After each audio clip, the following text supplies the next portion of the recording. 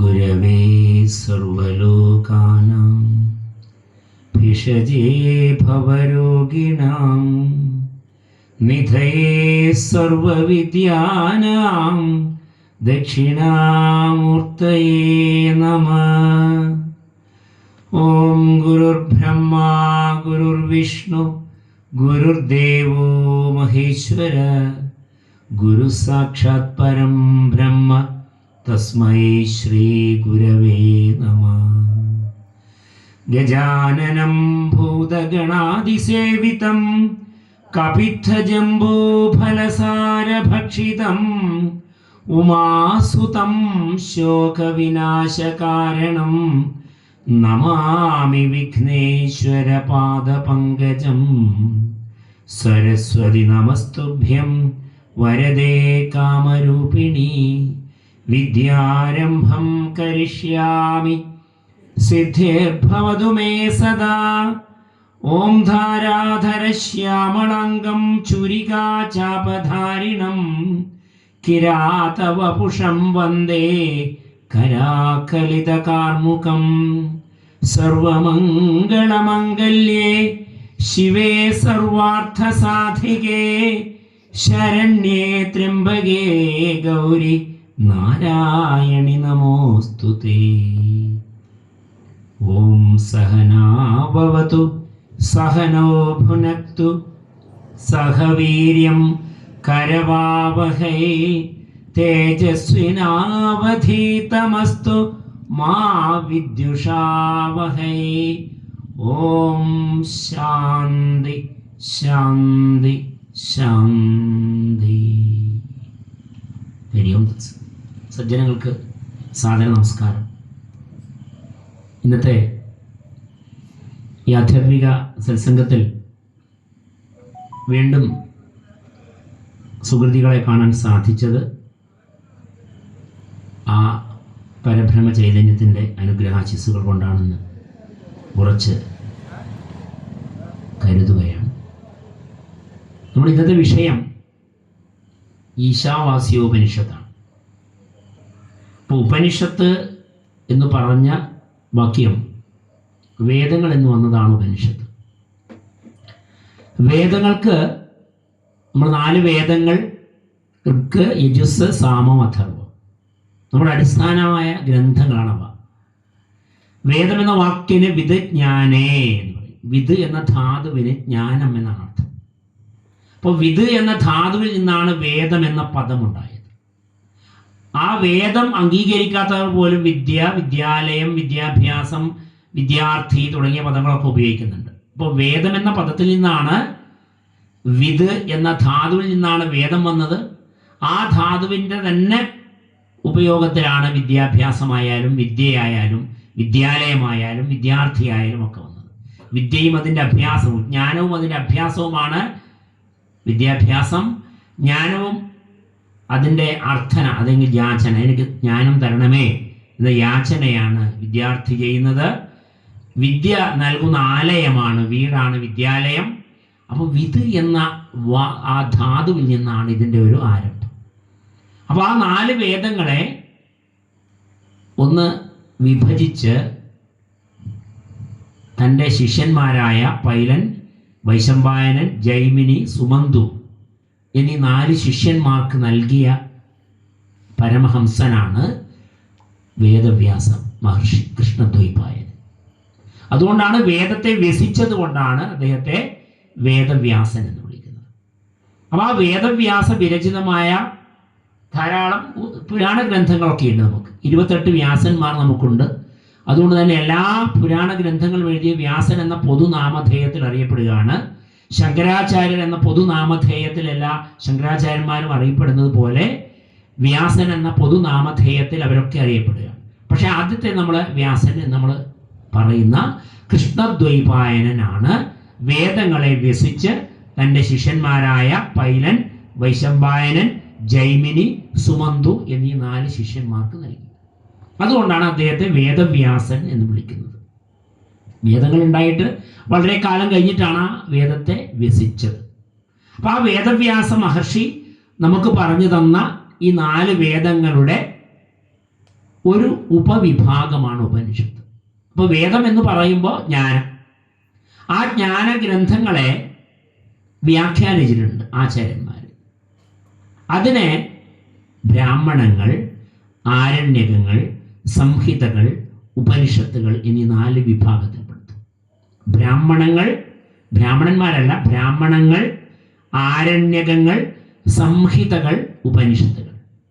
ഇപ്പം ആ ബ്രാഹ്മണൻ എന്ന വ്യാഖ്യാനം പോരാഞ്ഞിട്ടാണ് ആരണ്യകങ്ങൾ പോരാഞ്ഞിട്ടാണ് സംഹിതകൾ. അത് കഴിഞ്ഞിട്ട് ഏറ്റവും ലളിതമായ വേദങ്ങളുടെ അവസാനത്തെ വ്യാഖ്യാനമായതുകൊണ്ട് ഉപനിഷത്തുകൾക്കൊരു പേരുണ്ട്, വേദാന്തം. അപ്പൊ നീ വേദാന്തം പറയുന്നു എന്ന് പറഞ്ഞാൽ നീ ഉപനിഷത്ത് പറയുന്നു എന്നാണ് അർത്ഥം. നീ വേദാന്തം പറയുന്നു എന്ന് പറഞ്ഞാൽ ഉപനിഷത്താണ് പറയുന്നത്. അപ്പോൾ ഈ ഉപനിഷത്ത് അങ്ങനെ എല്ലാ സഭയിലും പറയാൻ പറ്റുന്നതല്ല.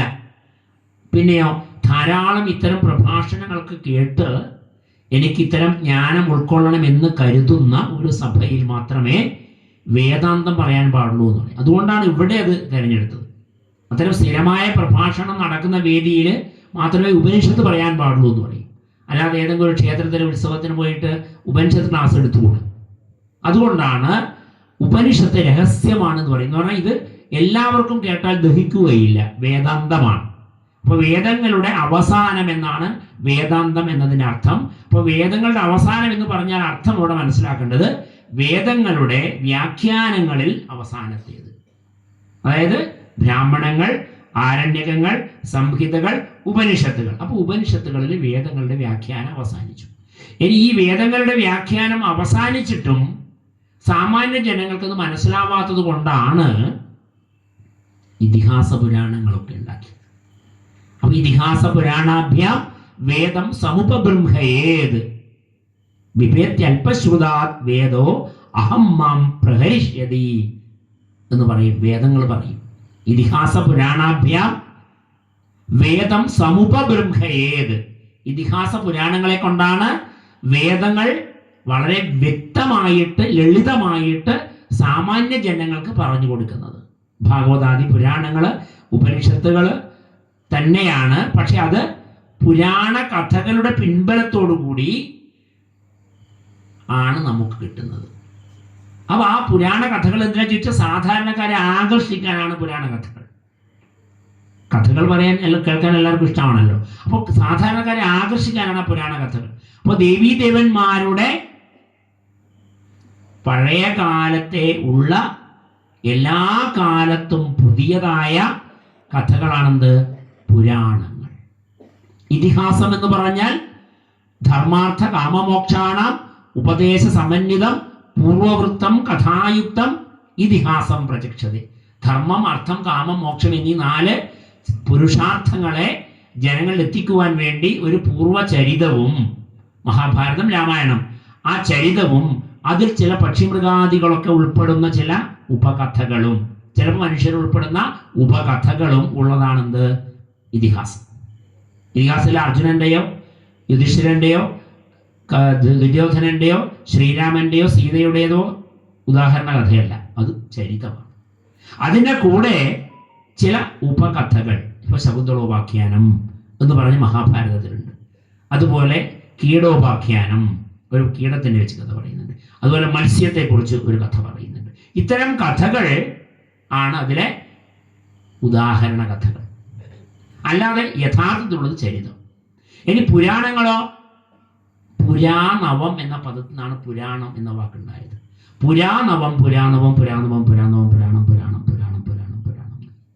പുരാനവം, പുരാ എന്ന് പറഞ്ഞാൽ പഴയത്, നവം എന്ന് പറഞ്ഞാൽ പുതിയത്. അപ്പൊ പണ്ടേ ഉള്ളതാണ്, എല്ലാ കാലത്തും പുതുമയുള്ളതാണ് പുരാണം. അതുകൊണ്ടാണ് എത്രയെത്ര ഭാഗവത സപ്താഹം കേട്ടാലും വീണ്ടും നമുക്ക് കേൾക്കാൻ തോന്നുന്നത്. എത്രയെത്ര ദേവി ഭാഗവത നവഹാം കേട്ടാലും വീണ്ടും കേൾക്കാൻ തോന്നുന്നത് അതുകൊണ്ടാണ്. അതുകൊണ്ട് പുരാണങ്ങൾ നമുക്ക് മടുക്കില്ല. കാരണം ആ പുരാണങ്ങളെ വ്യാഖ്യാനിക്കുന്ന ആളുടെ കഴിവനുസരിച്ചാണ് വ്യാഖ്യാനം വരുന്നത്. അപ്പോൾ ഒരേ കഥ വ്യത്യസ്തമായ ആചാര്യന്മാർക്ക് വ്യത്യസ്തമായ രീതിയിൽ വ്യാഖ്യാനിച്ചിട്ട് തത്വം പറയാൻ പറ്റും. തത്വം ഒന്ന് തന്നെയാണ്, പക്ഷെ ആ പറയുന്ന രീതി വ്യത്യസ്തമായിരിക്കും. അതുകൊണ്ടാണ് പുരാണവം എന്ന് പറഞ്ഞത്. അപ്പോൾ ഇതിഹാസ പുരാണങ്ങൾ വേദങ്ങളെ വ്യക്തമായി ലളിതമായി സാമാന്യ ജനങ്ങൾക്ക് പറഞ്ഞു കൊടുക്കാൻ വേണ്ടി ഉദ്ദേശിച്ചവയാണ്. ഇനി ആ ഗ്രന്ഥങ്ങൾ വിവേക്യൽപശ്രുതാദ്വേദോ അഹം മാം പ്രഹരിച്ചത്. വേദം ഭയക്കുന്നു അത്രേ അല്പശ്രുതന്മാർ, അതായത് അരവൈദ്യന്മാർ എന്നെ അടിച്ച് ശരിയാക്കി കളയുന്നു. അഹം മാം പ്രഹരിച്ചതാണ് എന്നെ അടിച്ചു കളയും എന്ന് പറഞ്ഞാൽ എന്നെ തെറ്റായി വ്യാഖ്യാനിച്ചു കളയും. അങ്ങനെയുള്ള അല്പശ്രുതന്മാരെ നമുക്ക് പല നഗരങ്ങളിലുള്ള വേദികളിലൊക്കെ കാണാം. ആരാന്ന് നമുക്ക് പറയണ്ടല്ലോ, ഇല്ല. അപ്പോൾ അത്തരം വേദികളിലൊക്കെ നിന്ന് ഈ വേദങ്ങളെയും ഉപനിഷത്തുകളെയും പുരാണങ്ങളെയും പ്രഹരിക്കുന്ന അല്പശ്രുതന്മാരെ നമുക്ക് ധാരാളം കാണാം. അതുകൊണ്ട് വേദം ബഹുമാനിക്കുന്ന നമ്മൾ അതിൻ്റെ സത്യം മനസ്സിലാക്കണം എന്നുള്ളത് കൊണ്ടാണ് ഇത്തരം ഒരു സദസ്സിൽ ഈ ഉപനിഷത്ത് പറയാമെന്ന് കരുതിയത്. ഇനി ഈ ഉപനിഷത്ത് എന്ന വാക്കില് ഉപ നി എന്നീ രണ്ട് ഉപസർഗങ്ങളോടുകൂടിയ ഒരു ധാതുവിൽ നിന്നാണ് ഉപനിഷത്ത് എന്ന പദം വരുന്നത്. അപ്പോൾ അതിലർത്ഥം നമ്മൾ സാധാരണഗതിയിൽ അത് ലളിതമായ അർത്ഥം പറഞ്ഞാൽ ഉപ എന്ന് പറഞ്ഞാൽ സമീപം, നിഷത്ത് എന്ന് പറഞ്ഞാൽ സ്ഥിതി ചെയ്യുന്നത്. അപ്പോൾ സമീപത്ത് സ്ഥിതി ചെയ്യുന്നത് എന്നൊരു ലളിതമായ വ്യാഖ്യാനമുണ്ട്. എന്ന് പറഞ്ഞാൽ ഗുരു തൊട്ടടുത്ത് അരികത്തിരിക്കുന്ന ശിഷ്യന്മാർക്ക് പറഞ്ഞു കൊടുക്കുന്ന രീതിയിൽ എഴുതിയ ഗ്രന്ഥങ്ങൾ എന്നാണ് ഉപനിഷത്തിന് ലളിതമായ രീതിയിൽ നമുക്ക് അർത്ഥം പറയാവുന്നത്. വേദാന്തം എന്ന വാക്കിനർത്ഥം ഞാൻ പറഞ്ഞു, വേദങ്ങളുടെ അവസാനത്തെ വ്യാഖ്യാനം. വേദങ്ങൾക്ക് നമുക്ക് കിട്ടാവുന്ന അവസാനത്തെ വ്യാഖ്യാനമാണെന്ത്? ഉപനിഷത്ത്. അതുകൊണ്ടാണ് അത് പറയുന്നത് വേദാന്തം എന്ന് പറയും. അപ്പൊ ഈ വേദാന്തം എന്ന് പറയുമ്പോൾ എന്താണ്? അദ്വൈതമാണ്. രണ്ടല്ലാത്ത ഒരേ ഒരു ചൈതന്യത്തെക്കുറിച്ച്, ബ്രഹ്മത്തെക്കുറിച്ച് മാത്രം പറയുന്ന ഗ്രന്ഥങ്ങളാണ് ഉപനിഷത്ത്. അപ്പൊ ഈ ബ്രഹ്മം എന്നത് ശ്രീരാമകൃഷ്ണ പരമഹംസർ പറയുന്നത് പോലെ എച്ചിലാവാത്ത ഒരു പദമുണ്ടെങ്കിൽ ബ്രഹ്മമാണെന്ന് പറയും. അപ്പൊ ബ്രഹ്മത്തെക്കുറിച്ച് നമ്മൾ എത്ര തന്നെ വർണ്ണിച്ചാലും സാധാരണക്കാർക്ക് അത് മനസ്സിലാവില്ല. അതുകൊണ്ടാണ് ശ്രീരാമകൃഷ്ണ പരമഹംസർ എന്ന് പറഞ്ഞത്, എച്ചിലാവാത്ത ഒരു പദമുണ്ടെങ്കിൽ ഇത് ബ്രഹ്മം. കാരണം ബ്രഹ്മത്തെ വ്യാഖ്യാനിച്ച് മറ്റുള്ളവർക്ക് പകർന്നു കൊടുക്കുക എന്നുള്ളത് പ്രയാസമാണ്. ഇനി പകർന്നു കൊടുത്താലും അത് ഉൾക്കൊള്ളുക എന്നുള്ള ആ പാത്രമായിട്ട് മാറുക എന്നുള്ളത് പ്രയാസമാണ്. അതുകൊണ്ടാണ് ശ്രീരാമകൃഷ്ണ പരമഹംസർ പറഞ്ഞത് എച്ചിലാവാത്ത ഒരു എന്ന് പറഞ്ഞാൽ എത്ര തന്നെ നമ്മളിങ്ങനെ വായിൽ തുപ്പലൊക്കെ ഇങ്ങനെ തെറിപ്പിച്ച് പറഞ്ഞു പോയാലും മനസ്സിലായില്ലല്ലോ എന്ന് തോന്നുന്നവരെ കേൾവിക്കാരുണ്ടാകും എന്നർത്ഥം. അപ്പൊ അങ്ങനെയുള്ള ഈ ഉപനിഷത്തില് ഈശാവാസ്യ ഉപനിഷത്ത് വളരെ മഹാത്മജിയൊക്കെ വളരെ ഇഷ്ടപ്പെട്ട ഉപനിഷത്തായിരുന്നു ഈശാവാസ്യം. അപ്പോൾ ആ ഉപനിഷത്തിലെ കുറച്ച് ശ്ലോകങ്ങൾ നമുക്ക് ചിന്തിക്കാം. കൂടുതൽ ഞാൻ അതിനാമുഖം പറയുന്നില്ല. ഉപനിഷത്തിലേക്ക് നമുക്ക് നേരിട്ട് കടക്കാം. കാരണം ഇതൊരു ക്ലാസ് പോലെയാണ് വരിക. സാധാരണഗതിയിൽ നമ്മളൊരു പ്രഭാഷണം പറഞ്ഞു പോവുക, എനിക്ക് തോന്നിയ കാര്യങ്ങൾ പറഞ്ഞു പോവുകയല്ല ഉപനിഷത്താകുമ്പോൾ. അപ്പം അതിൻ്റെ ഉപനിഷത്തെല്ലാം തുടങ്ങുന്നത് ശാന്തി പാഠത്തോടു കൂടിയാണ്. എന്താണ്? ഓം പൂർണ്ണമദ പൂർണ്ണമിദം പൂർണ്ണാത് പൂർണ്ണമുദച്യതേ പൂർണ്ണസ്യ പൂർണ്ണമാദായ പൂർണ്ണമേവാവശിഷ്യതേ. ഓം ശാന്തി ശാന്തി ശാന്തി എന്ന് പറഞ്ഞാൽ ഈ ഉപനിഷത്ത് തത്വം പഠിക്കാൻ പോകുന്നതിന് മുമ്പ് നമ്മുടെ മനസ്സിനെ ശാന്തമാക്കണം. ഇത് പഠിച്ചു കഴിഞ്ഞാലും നമ്മുടെ മനസ്സിനുണ്ടാകാവുന്നത് ശാന്തതയാണ്. അതുകൊണ്ടാണ് ഈ ശാന്തി മന്ത്രത്തെ ഉപനിഷത്തിൽ കൊടുത്തിരിക്കുന്നത്. അതുപോലെ സഹനാവവതു എന്നുള്ള മന്ത്രവും ഈ ഉപനിഷത്തിൻ്റെ ഒക്കെ ആദ്യം കൊടുത്തിട്ടുണ്ടാവും. അപ്പൊ അതില് നമുക്ക് ആദ്യമായിട്ട് ഈ പൂർണ്ണമത പൂർണ്ണമിതം എന്ന വാക്യം ഒന്ന് ലളിതമായിട്ട് പറഞ്ഞു പോയാൽ, നമ്മളൊക്കെ ഈ പ്രപഞ്ചത്തിന് കാരണമായ ബ്രഹ്മചൈതന്യം, നമ്മളിപ്പോൾ പറഞ്ഞ ബ്രഹ്മചൈതന്യം, കാര്യരൂപമായ പ്രപഞ്ചം, ഈ പ്രപഞ്ചത്തിന് നിലനിൽക്കാൻ ബ്രഹ്മം വേണം, ബ്രഹ്മത്തിന് നിലനിൽക്കാൻ പ്രപഞ്ചം വേണ്ട. അത് നമ്മൾ മനസ്സിലാക്കണം. ബ്രഹ്മത്തിന് നിലനിൽക്കാൻ പ്രപഞ്ചം വേണ്ട, പ്രപഞ്ചത്തിന് നിലനിൽക്കാൻ ബ്രഹ്മം വേണം. അപ്പോൾ കാരണരൂപമായ ബ്രഹ്മം, കാര്യരൂപമായ പ്രപഞ്ചം, ഇത് പൂർണ്ണമാണ്. ഈ പ്രപഞ്ചത്തെ ഭഗവാൻ നമ്മൾ പറയുന്ന ഈശ്വരൻ, അല്ലെ ബ്രഹ്മം, അല്ലെങ്കിൽ ദൈവം, അല്ലെങ്കിൽ പരബ്രഹ്മം നമുക്ക് തന്നത് പൂർണ്ണമായിട്ടാണ്, അപൂർണമായിട്ടൊന്നുമില്ല. അപ്പൊ ആ പൂർണ്ണമായ ഈ ബ്രഹ്മത്തിൽ നിന്ന് പ്രപഞ്ചം പ്രകടമാകുന്നെങ്കിലും ബ്രഹ്മത്തിന്റെ പൂർണ്ണതയ്ക്ക് ഒരു കുറവും ഉണ്ടാകുന്നില്ല. ഇപ്പൊ കടലിൽ നിന്ന് നമ്മൾ വെള്ളം കോരി, വെള്ളം കുറഞ്ഞ് കാണുക ഇല്ലല്ലോ, വെള്ളം കുറഞ്ഞ് കാണില്ലല്ലോ. നമ്മൾ സൂര്യപ്രകാശം ഇങ്ങനെ കിട്ടുന്നു, നമ്മൾ ആ സൂര്യപ്രകാശം നമ്മൾ പാനലൊക്കെ വെച്ചിട്ട് നമ്മൾ വൈദ്യുതി ഉണ്ടാക്കി, ആ സൂര്യപ്രകാശത്തിന് അതിൽ കുറവൊന്നും ഉണ്ടാകുന്നില്ലല്ലോ. മഴയത്ത് നമ്മളൊരു പാത്രം വെച്ച് വെള്ളം പിടിച്ചു, ആ മഴവെള്ളത്തിന് നമുക്ക് പ്രത്യക്ഷത്തിലൊരു കുറവും കാണുന്നില്ലല്ലോ. എന്ന് പറഞ്ഞ പോലെ ബ്രഹ്മത്തിൽ നിന്നാണ് പ്രപഞ്ചം ഉണ്ടാകുന്നെങ്കിലും ബ്രഹ്മത്തിനൊരു കോട്ടവും ഒരു കുറവും സംഭവിക്കുന്നില്ല. സാധാരണ നമ്മൾ ഒരു പാത്രത്തിൽ ചായ ഉണ്ടാക്കിയിട്ട് അതിനൊരു കപ്പ് മാറ്റിയാൽ എന്തായി, അത് കുറവ് വന്നു അല്ലേ? ഒരു പാത്രത്തിൽ പാൽ തിളപ്പിച്ചിട്ട് ഒരു ഗ്ലാസ് എടുത്ത് മാറ്റിയാൽ കുറവ് വന്നു. ഒരു ബക്കറ്റിൽ വെള്ളം പിടിച്ച് ഒരു കപ്പ് മാറ്റിയാൽ കുറവ് വന്നു. പക്ഷേ ബ്രഹ്മത്തിന് പ്രപഞ്ചം അതിൽ നിന്നുണ്ടായപ്പോഴും അതിന് കുറവ് വന്നിട്ടില്ല. ഇനിയോ, പൂർണ്ണമായ ബ്രഹ്മം പ്രപഞ്ചത്തിൽ സർവത്ര വ്യാപിച്ചിരിക്കുന്നതിനാൽ പ്രപഞ്ചവും പൂർണ്ണമായിട്ട് തന്നെ ഇരിക്കുന്നു.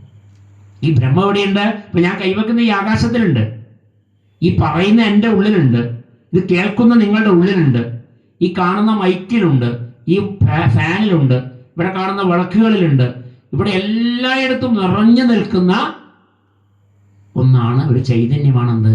ബ്രഹ്മം. അതുകൊണ്ട് ഈ ബ്രഹ്മം എല്ലായിടത്തും വ്യാപിച്ചിരിക്കുന്നത് കൊണ്ട് തന്നെ പ്രപഞ്ചവും എന്താണ്? പൂർണ്ണമായിട്ട് തന്നെ ഇരിക്കുന്നു. അപ്പോൾ പൂർണ്ണം എപ്പോഴും പൂർണ്ണമായിട്ട് അവശേഷിക്കുന്നു. ബ്രഹ്മം എപ്പോഴും അവിടെ പൂർണ്ണമായിട്ട് തന്നെ നിൽക്കുമ്പോഴും ആ ബ്രഹ്മത്തിനുണ്ടായ പ്രപഞ്ചവും പൂർണ്ണമാണ്. ഇനിയോ, അങ്ങനെ സർവത്ര എന്ന് പറഞ്ഞാൽ എല്ലായിടത്തും, സർവഥ എല്ലായ്പ്പോഴും വിളങ്ങുന്ന ആ പൂർണ്ണതയെ നമുക്ക് സാക്ഷാത്കരിക്കാൻ, നമുക്ക് മനസ്സിലാക്കാൻ, ഉൾക്കൊള്ളാൻ, അബ്സോർബ് ചെയ്യാൻ, സ്വീകരിക്കാൻ ഉള്ള കഴിവ് ഉണ്ടാകട്ടെ എന്ന് പറഞ്ഞുകൊണ്ടാണ് ശാന്തി മന്ത്രം അവസാനിക്കുന്നത്. മനസ്സിലായില്ലേ? ഇപ്പോൾ പ്രപഞ്ചം മുഴുവനും പൂർണ്ണമാണ്, ബ്രഹ്മമാണ്. ആ ബ്രഹ്മത്തിൽ നിന്നാണ് പ്രപഞ്ചം ഉണ്ടായത്. ആ പ്രപഞ്ചത്തിൽ ബ്രഹ്മമുള്ളത് കൊണ്ട് തന്നെ പ്രപഞ്ചവും പൂർണ്ണമാണ്. ഇനി ഈ പ്രപഞ്ചം ഉണ്ടായതുകൊണ്ട് ബ്രഹ്മത്തിന് ഒരു കുറവും സംഭവിച്ചിട്ടില്ല. അങ്ങനെ ഇരിക്കുന്ന ഈ പ്രപഞ്ചത്തെ, ഈ ബ്രഹ്മത്തെ സാക്ഷാത്കരിക്കാൻ നമുക്ക് സാധിക്കട്ടെ, അറിയാൻ നമുക്ക് കഴിയട്ടെ. അതിനെക്കുറിച്ചാണ്, ആ ബ്രഹ്മത്തെക്കുറിച്ചാണ് ഇതിൽ പറയുന്നത്, ഉപനിഷത്തിൽ പറയുന്നത്. അപ്പോൾ ദശോപനിഷത്തുകൾ എന്ന് പറഞ്ഞ് ഈശാവാസ്യം, കേനം, കഠം, പ്രശ്നം, മാണ്ഡൂക്യം, മുണ്ടകം, തൈത്തിരീയം, ഐതരേയം, ചാന്തോഗ്യം, ബൃഹദാരണ്യകം എന്നീ 10 ഉപനിഷത്തുകളെ ദശോപനിഷത്തുകൾ എന്ന് പറയും. നമുക്ക് ധാരാളം ഉപനിഷത്തുകൾ ഉണ്ടായിരുന്നത്രേ. പലതും നശിപ്പിക്കപ്പെട്ടു, പലതും ഗ്രീസിലേക്കൊക്കെ കടത്തിയിട്ടുണ്ട്, പല വിദേശ രാജ്യങ്ങളിലേക്കൊക്കെ കടത്തപ്പെട്ടിട്ടുണ്ട് പൂർവിക കാലത്ത്. പക്ഷെ നമുക്ക് കിട്ടിയ ഉപനിഷത്തുകൾ 1008 ഉണ്ട്. അതിൽ 108 പ്രധാനമായിട്ട് നമുക്ക് കിട്ടിയിട്ടുണ്ട്. അതിൽ എല്ലാത്തിൻ്റെയും സാരസർവസ്വമായ ദശോപനിഷത്തുകളാണ് പ്രധാനം. ആ ദശോപനിഷത്തിൽ ഒന്നാമത്തേത് ഈശാവാസ്യം. ഇതാണ് ഈശാവാസ്യം. ആ ഈശാവാസ്യോപനിഷത്താണ് നമ്മൾ ഇവിടെ ചിന്തിക്കുന്നത്. ഈശാവാസ്യമിദം സർവം യത്കിം ച ജഗത്യം ജഗത് തേന ത്യക്തേന ഭുഞ്ജീഥ മാ ഗൃധ കസ്യ സിദ്ധനം. ഈശാവാസ്യമിദം സർവം യത്കിം ച ജഗത്യം ജഗത് തേന ത്യക്തേന ഭുഞ്ജീഥ മാ ഗൃധ കസ്യ സിദ്ധനം. ഇതാണ് ഒന്നാമത്തെ ശ്ലോകം. ഈ പ്രപഞ്ചത്തിന്റെ പ്രത്യേകത എന്താണ്? ഈ ലോകത്തില് അനിത്യങ്ങളായ വസ്തുക്കളൊക്കെ പ്രപഞ്ചത്തിൽ നിറഞ്ഞു നിൽക്കുന്നുണ്ട്. അനിത്യങ്ങളായ ധാരാളം വസ്തുക്കളൊക്കെ പ്രപഞ്ചത്തിൽ നിറഞ്ഞു നിൽക്കുന്നുണ്ട്. ഇപ്പൊ ഈ കാണുന്ന മൈക്കെല്ലാം അനിത്യമാണ്, ഈ പറയുന്ന ഞാൻ അനിത്യമാണ്, ഈ കേൾക്കുന്ന നിങ്ങൾ അനിത്യമാണ്. ഇവിടെ കാണുന്ന പ്രപഞ്ചത്തിൽ നമ്മൾ ഈ മായയിൽ കാണുന്ന സകല വസ്തുക്കളും അനിത്യമാണ് എന്ന് പറഞ്ഞാൽ മായയാണ്, താൽക്കാലികമാണെന്നർത്ഥം. നമ്മളൊക്കെ എന്താണ്? താൽക്കാലിക സത്യങ്ങളാണ്, താൽക്കാലിക സത്യങ്ങളാണ്. ഭഗവത്ഗീതയിൽ പറയുന്നു, അവ്യക്താദീനി ഭൂതാനി വ്യക്തമധ്യാനി ഭാരത അവ്യക്ത നിധനാന്യേന തത്ര കാ പരിദേവന. ഒരു കാലത്ത് നമ്മളൊക്കെ അവ്യക്തങ്ങളായിരുന്നു അർജുന. നമ്മളൊക്കെ ജനിക്കുന്നതിന് 1 വർഷം മുന്നോട്ട് കൂട്ടിയാൽ നമ്മുടെ അച്ഛനമ്മമാർ വിവാഹം കഴിക്കുന്നതിന് മുന്നേ ഒക്കെ നമ്മളുണ്ടോ? ഇല്ല. അപ്പോൾ നമ്മൾ അവ്യക്തമായി, ഈ രൂപത്തിലില്ല, ഇന്നത്തെ രൂപത്തിലില്ല. വ്യക്തമധ്യാനി ഭാരത, അർജുന ഇപ്പോഴും നീ വ്യക്തമായിട്ടാണുള്ളത്. അപ്പം നിങ്ങളൊക്കെ, നമ്മളൊക്കെ, ഈ കാണുന്ന നമ്മളൊക്കെ ഇപ്പോൾ വ്യക്തമായിട്ടുണ്ട്. അതുകൊണ്ട് നമ്മൾ എന്ത് പറയുന്നു? വ്യക്തികൾ എന്ന് പറയുന്നു. അവ്യക്ത നിധനന്യേന, ഇനി വീണ്ടും നമ്മൾ അവ്യക്തത്തിലേക്ക് പോകും. നിശ്ചിത വർഷം കഴിയുമ്പോൾ നമ്മൾ വീണ്ടും ഈ രൂപത്തിൽ നിന്നും അവ്യക്തതയിലേക്ക് പോകും. തത്രകാ പരിദേവന. നമ്മൾ വീട്ടിൽ നിന്ന് വന്നിട്ട് വീട്ടിലേക്ക് തിരിച്ചു പോകുന്നതിന് ദുഃഖിക്കേണ്ട ആവശ്യമുണ്ടോ? ഇല്ല. അവ്യക്തമാവുന്ന വീട്ടിൽ നമ്മൾ വന്നു, ഇപ്പോഴവിടെ വ്യക്തമായി, വീണ്ടും അവ്യക്തത്തിലേക്ക് നമ്മൾ പോകുമ്പോൾ ഒന്നും പ്രയാസപ്പെടേണ്ടതില്ല എന്ന് ഭഗവത്ഗീതയിൽ പറയുന്നത്. അതുകൊണ്ടാണ് സർവോപനിഷദോ ഗാവോ, സർവ ഉപനിഷത്തുകളെയും കറന്നെടുത്ത ഇതാണ് എന്ന് മധുസൂദനാനന്ദ സരസ്വതി ആ ഭഗവത്ഗീത ധ്യാനത്തിൽ ഗീതയെക്കുറിച്ച് പറയുന്ന ഉപനിഷത്ത് തത്വങ്ങൾ തന്നെയാണ് എവിടെയുള്ളത്? ഭഗവത്ഗീതയിലും ഉള്ളത്. അതുകൊണ്ടാണ് സർവോപനിഷദോ ഗാവോ ദോഗ്ധ ഗോപാല നന്ദന പാർത്ഥോ വത്സ സുധീർ ഭോക്ത ദുഗ്ധം ഗീതാമൃതം മഹത്.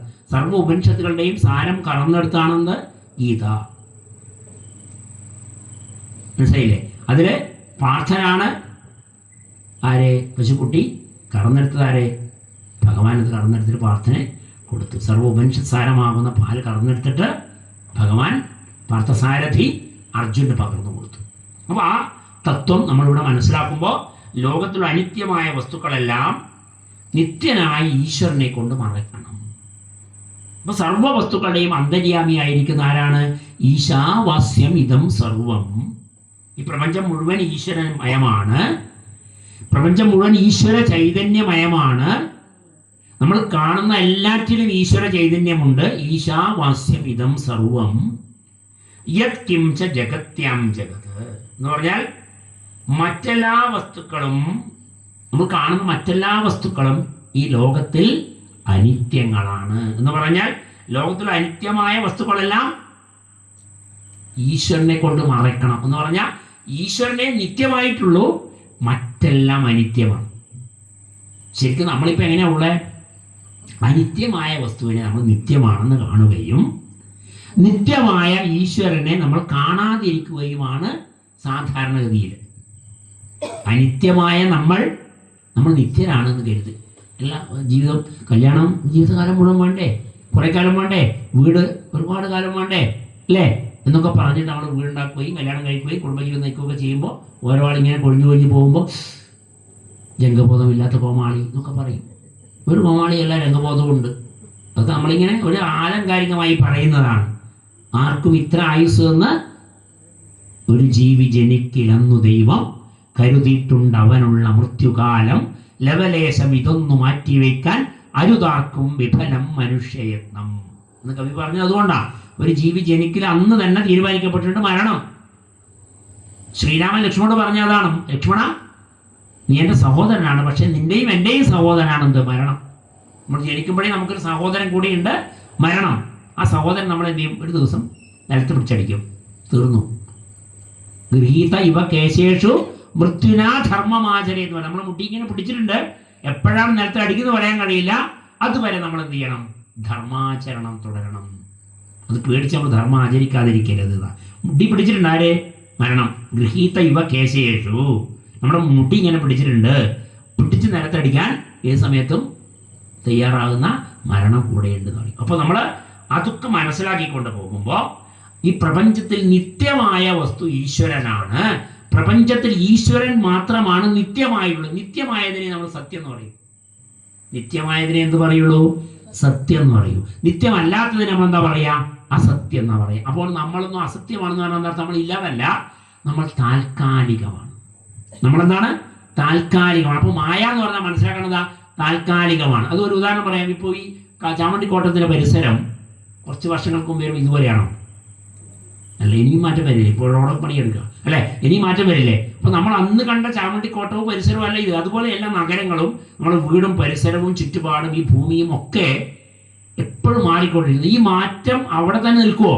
ഇല്ല, ഇത് അവിടെ നിന്ന് മാറും. നമ്മളിപ്പോൾ നല്ല ഭംഗിയായിട്ട് പെയിൻ്റ് അടിച്ച വീട് വെച്ചു, അവിടെ നിന്ന് 6 മാസം കഴിയുമ്പോൾ അത് വീണ്ടും ഒന്നായി അഴുക്കലായി നമ്മൾ ഉപയോഗം കണ്ടത് പഴയതുപോലെയായി അല്ലേ? അല്ല, നമ്മൾ ഭംഗിയായിട്ട് നല്ലൊരു മൊബൈൽ ഫോൺ പുതിയ വാങ്ങിച്ചു, അതിൽ വളരെ ഓമനിച്ച് നോക്കി, കുറച്ച് ദിവസം കഴിയുമ്പോൾ അത് ശ്രദ്ധയിൽ കുറഞ്ഞു, അത് വീണു, സ്ക്രാച്ച് വീണു, അതിൻ്റെ കവർ പോയി, ചളിയായി, മണ്ണായി ഒക്കെ പോയി അല്ലേ എന്ന് പറഞ്ഞ പോലെ മായ എന്ന് പറയുന്നത് എപ്പോഴും മാറ്റത്തിന് വിധേയമാണ്. അപ്പോൾ നിത്യമായിട്ട് എന്തില്ല?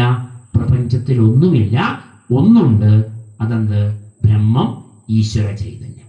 അപ്പോൾ ഈശാവാസ്യമിതം സർവം യത് കിംച ജഗത്യാം ജഗത് തേന ത്യക്തേന ഭുഞ്ജീത മാ ഹൃദ കസ്യ സിദ്ധം എന്ന് പറഞ്ഞാൽ ഈ പ്രപഞ്ചത്തിലെ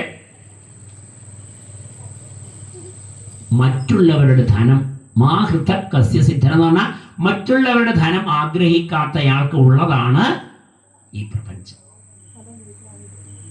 ആരാണോ തേന ത്യക്തേന ഭുഞ്ജീത, ആരാണോ ത്യാഗം ചെയ്തുകൊണ്ട് ജീവിക്കുന്നത്, മറ്റുള്ളവർക്ക് വേണ്ടി എന്തെങ്കിലും സഹായം ചെയ്തുകൊണ്ട് ജീവിക്കുന്നത് ആരാണോ?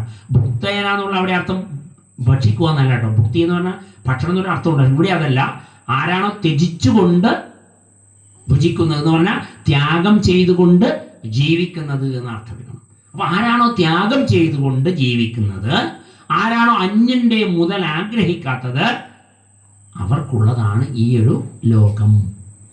അപ്പൊ ഈശ്വര ചൈതന്യം മുഴുവനായി നിറഞ്ഞത് കൊണ്ട് തന്നെ, അതല്ലാതെ മറ്റൊന്നും നിത്യമല്ലാത്തത് കൊണ്ട് തന്നെ, സത്യമല്ലാത്തത് കൊണ്ട് തന്നെ, നമ്മൾ ഈ ജീവിക്കുന്ന നമ്മളെല്ലാം ഈശ്വര ചൈതന്യ സ്വരൂപികളായതുകൊണ്ട് തന്നെ നമ്മളെല്ലാം ത്യാഗം ചെയ്തുകൊണ്ട് ജീവിക്കുകയും അന്യന്റെ ധനം ആഗ്രഹിക്കാതിരിക്കുകയും വേണം എന്നാണ് ഒന്നാമത്തെ ശ്ലോകം കൊണ്ട് ലളിതമായിട്ട് നമുക്ക് മനസ്സിലാക്കാൻ കഴിയുക. അപ്പോൾ പ്രപഞ്ചം മുഴുവൻ നിത്യമായിട്ട് എന്തേ ഉള്ളൂ? ഈശ്വര ചൈതന്യം. അപ്പോൾ നമ്മൾ ഈശ്വരനെ കുറിച്ച് വ്യക്തമായി മനസ്സിലാക്കണം. നമ്മുടെ മക്കൾക്കൊക്കെ പറഞ്ഞു കൊടുക്കണം. നമ്മൾ വെറുതെ തെറ്റിദ്ധാരണ. ഇപ്പോൾ ഒരു കുട്ടിയെക്കുറിച്ച് കഴിഞ്ഞ ദിവസം ഒരു രക്ഷിതാവ് വന്നിട്ട് പറയാണ്, അവൻ നല്ല ഭക്തിയൊക്കെയാണ് മാഷേ, തൊട്ടടുത്ത അമ്പലത്തിൽ പോയിട്ട് എല്ലാ ദിവസവും വിളക്കെല്ലാം കത്തിക്കാൻ കൂടും, വീട്ടിലും അവൻ തന്നെയാണ് വിളക്ക് കത്തിക്കുക, അവൻ നല്ല ഭക്തിയാണ്. ഞാൻ പറഞ്ഞു, വിളക്ക് കത്തിച്ചതുകൊണ്ട് മാത്രം ഭക്തി ഉണ്ടാവണമെന്നില്ല. ഞാൻ പറഞ്ഞു, അവനൊരു പ്രശ്നത്തിലേ പിടിച്ചതാണ്, വരാൻ പറഞ്ഞ ഞാൻ രക്ഷിതാവിനോട്. ഞാൻ പറഞ്ഞു, വിളക്ക് കത്തിച്ചതുകൊണ്ട് കത്തിക്കുന്നതുകൊണ്ട് അടുത്ത അമ്പലത്തിൽ പോകുന്നുണ്ട് എന്നുള്ളത് കൊണ്ട് മാത്രം ഭക്തി ഉണ്ടെന്നോ അവൻ നന്നായിന്നോ ഞാൻ ഉദ്ദേശിക്കുന്നില്ല. ഞാൻ ചോദിച്ചു നോക്കട്ടെ. ഞാൻ ചോദിച്ചു നോക്കുമ്പോൾ എന്താണെന്നറിയാം, ഈശ്വരനിൽ എനിക്ക് വിശ്വാസമില്ല. ഈശ്വരന് വിശ്വാസം എനിക്കുമില്ല. എനിക്ക് ഈശ്വരൻ ഉണ്ടെന്ന് ഉറപ്പേ ഉള്ളൂ. ഈശ്വരൻ ഉണ്ടെന്ന് എനിക്ക് ഉറപ്പേ ഉള്ളൂ. ഈശ്വരനിൽ എനിക്ക് വിശ്വാസമില്ല. വിശ്വാസത്തിൽ അവിശ്വാസം ഉണ്ടെന്ന് ഉദ്ദേശിച്ചതിന് പറയാറ്. വിശ്വാസത്തിൽ എന്തുണ്ട്? അവിശ്വാസമുണ്ട് ഇല്ലേ? അതുകൊണ്ട് ഈശ്വരനിൽ എനിക്ക് ഉറപ്പുണ്ട്. പക്ഷെ ആ കുട്ടിക്ക് എന്തില്ല? ഇതൊന്നും വിശ്വാസമൊന്നുമില്ല, അല്ലെങ്കിൽ ഉറപ്പില്ല. പിന്നെന്താ? വെറുതെ ബാഹ്യമായിട്ട് ആചരണം. അപ്പോൾ ബാഹ്യമായ ആചരണങ്ങൾ കൊണ്ട് കാര്യമില്ല. ബാഹ്യമായ ആചരണങ്ങൾ കൊണ്ട് കാര്യമില്ല. അതുകൊണ്ടാണ് നമ്മുടെ കുട്ടികളെ ഇത്തരം അടിസ്ഥാനപരമായ കാര്യങ്ങൾ ലളിതമായി പറഞ്ഞു കൊടുക്കണം. ഉപനിഷത്ത് പറഞ്ഞു കൊടുക്കണം എന്നല്ല പറഞ്ഞത്, നമ്മുടെ കുട്ടികൾക്ക് മനസ്സിലാകുന്ന രീതിയിലേക്ക് അത് പറഞ്ഞു കൊടുക്കണം. മഴയല്ലി പ്രപഞ്ചം മുഴുവൻ നിറഞ്ഞിരിക്കുന്നതാണ് ഈശ്വര ചൈതന്യം. ഇത് പറഞ്ഞുകൊണ്ടിരിക്കുമ്പോഴാണ് ഞാൻ കഴിഞ്ഞ ദിവസം ഒരു വീഡിയോ കണ്ടത്. അതുകൂടി പറയണം എന്നെനിക്ക് തോന്നുന്നു. ഒരാൾ പറയുകയാണ്, ഞാൻ ഒരു ചോദ്യം ചോദിച്ചപ്പോൾ പലർക്കും ഉത്തരം ഉണ്ടായിട്ടില്ല. എൻ്റെ ഭാര്യ പോലും ആദ്യം ഉത്തരം പറഞ്ഞില്ല. അവസാനം ആ ഉത്തരം കിട്ടാത്തപ്പോൾ അവരെല്ലാം എന്നെപ്പോലെ തന്നെ ഈശ്വരൻ ഇല്ല എന്ന് ചിന്തിക്കുന്നവരായി തീർന്നു, അവിശ്വാസികളായി അല്ലെങ്കിൽ നിരീശ്വരവാദികളായി മാറി എന്ന് പറഞ്ഞൊരു വീഡിയോ അയാൾ പറഞ്ഞ് അവസാനം പറയുന്നു 3000 രൂപ കൊടുത്തിട്ട് അയാളൊരു കോഴ്സിന് ചേരാനും പറയുന്നുണ്ട് അവസാനം. അതാണ് അയാളുടെ ഉദ്ദേശം. പക്ഷേ ആദ്യ ഭാഗത്ത് പറയുന്ന ഒരു കാര്യം അയാൾ കാര്യമായിട്ട് പറയുന്നതെന്ന് വെച്ചാൽ, കൊച്ചു കുട്ടികളെയും മറ്റും ലൈംഗികമായിട്ടും മറ്റും ആളുകൾ ഉപദ്രവിക്കുന്നു, കൊല്ലുന്നു. ഇത് ഈശ്വരൻ കാണുന്നില്ല. സർവശക്തനാണെങ്കിൽ, അപ്പോൾ സർവശക്തൻ എന്ന് പറഞ്ഞ ആളുണ്ടല്ലോ, ഈശ്വരൻ സർവശക്തനാണെന്ന് പറയുന്ന വിഭാഗമുണ്ട്. സ്വർഗസ്ഥനായ പിതാവാണ് അല്ലെ, ഈശ്വരനാണ്, ഓംനിപൊട്ടൻഷ്യൽ എന്ന് പറയുകയാണെങ്കിൽ, അയാൾ പറഞ്ഞ വാക്കാണ് ഈശ്വരനാണ്. സർവശക്തൻ എന്നുള്ളത് ഇംഗ്ലീഷാണ്. സർവശക്തൻ എന്ന് പറയുകയാണെങ്കിൽ ഈ കുട്ടികൾക്ക് ഇങ്ങനെ വരാൻ പാടുണ്ടോ? അപ്പോൾ ഈശ്വരനല്ലേ അവരെ ശിക്ഷിക്കുന്നത്? അങ്ങനെ ഈശ്വരൻ ശിക്ഷിക്കുന്ന പിന്നെ ഈശ്വരൻ എങ്ങനെ രക്ഷിക്കുക എന്നൊക്കെയാണ് ഇയാളുടെ ചോദ്യം. അപ്പോൾ നമ്മൾ എന്താ മനസ്സിലാക്കിയത്? ഭഗവത്ഗീതയൊക്കെ പഠിച്ചതിന് ഉത്തരേ. ഭഗവത്ഗീത നമ്മളെന്താ മനസ്സിലാക്കിയത്? ഭഗവാന് എന്തില്ല? ആരോടും ഇഷ്ടമില്ല, ആരോടും വിരോധമില്ല. ഭക്തനായതുകൊണ്ട് നമ്മുടെ ഒരു ഈ പ്രിയം ഭഗവാനില്ല. ഭക്തി ഇല്ലാത്തതുകൊണ്ട് ഒരാളുടെ ഒരു വിദ്വേഷവും ഈശ്വര ചൈതന്യത്തില്ല. കാരണം ഈശ്വര ചൈതന്യം എന്താ? ശരീരമില്ല, മനസ്സില്ല, സ്നായുക്കളില്ല, അസ്ഥി ഇല്ല, മജ്ജയില്ല, തലയില്ല, കണ്ണില്ല, മൂക്കില്ല, നാക്കില്ല, തൊക്കില്ല, ഒന്നുമില്ല. ഒരു പ്രകാശ സ്വരൂപത്തിലുള്ള ഒരു ചൈതന്യമാണ്, ബോധമാണ്.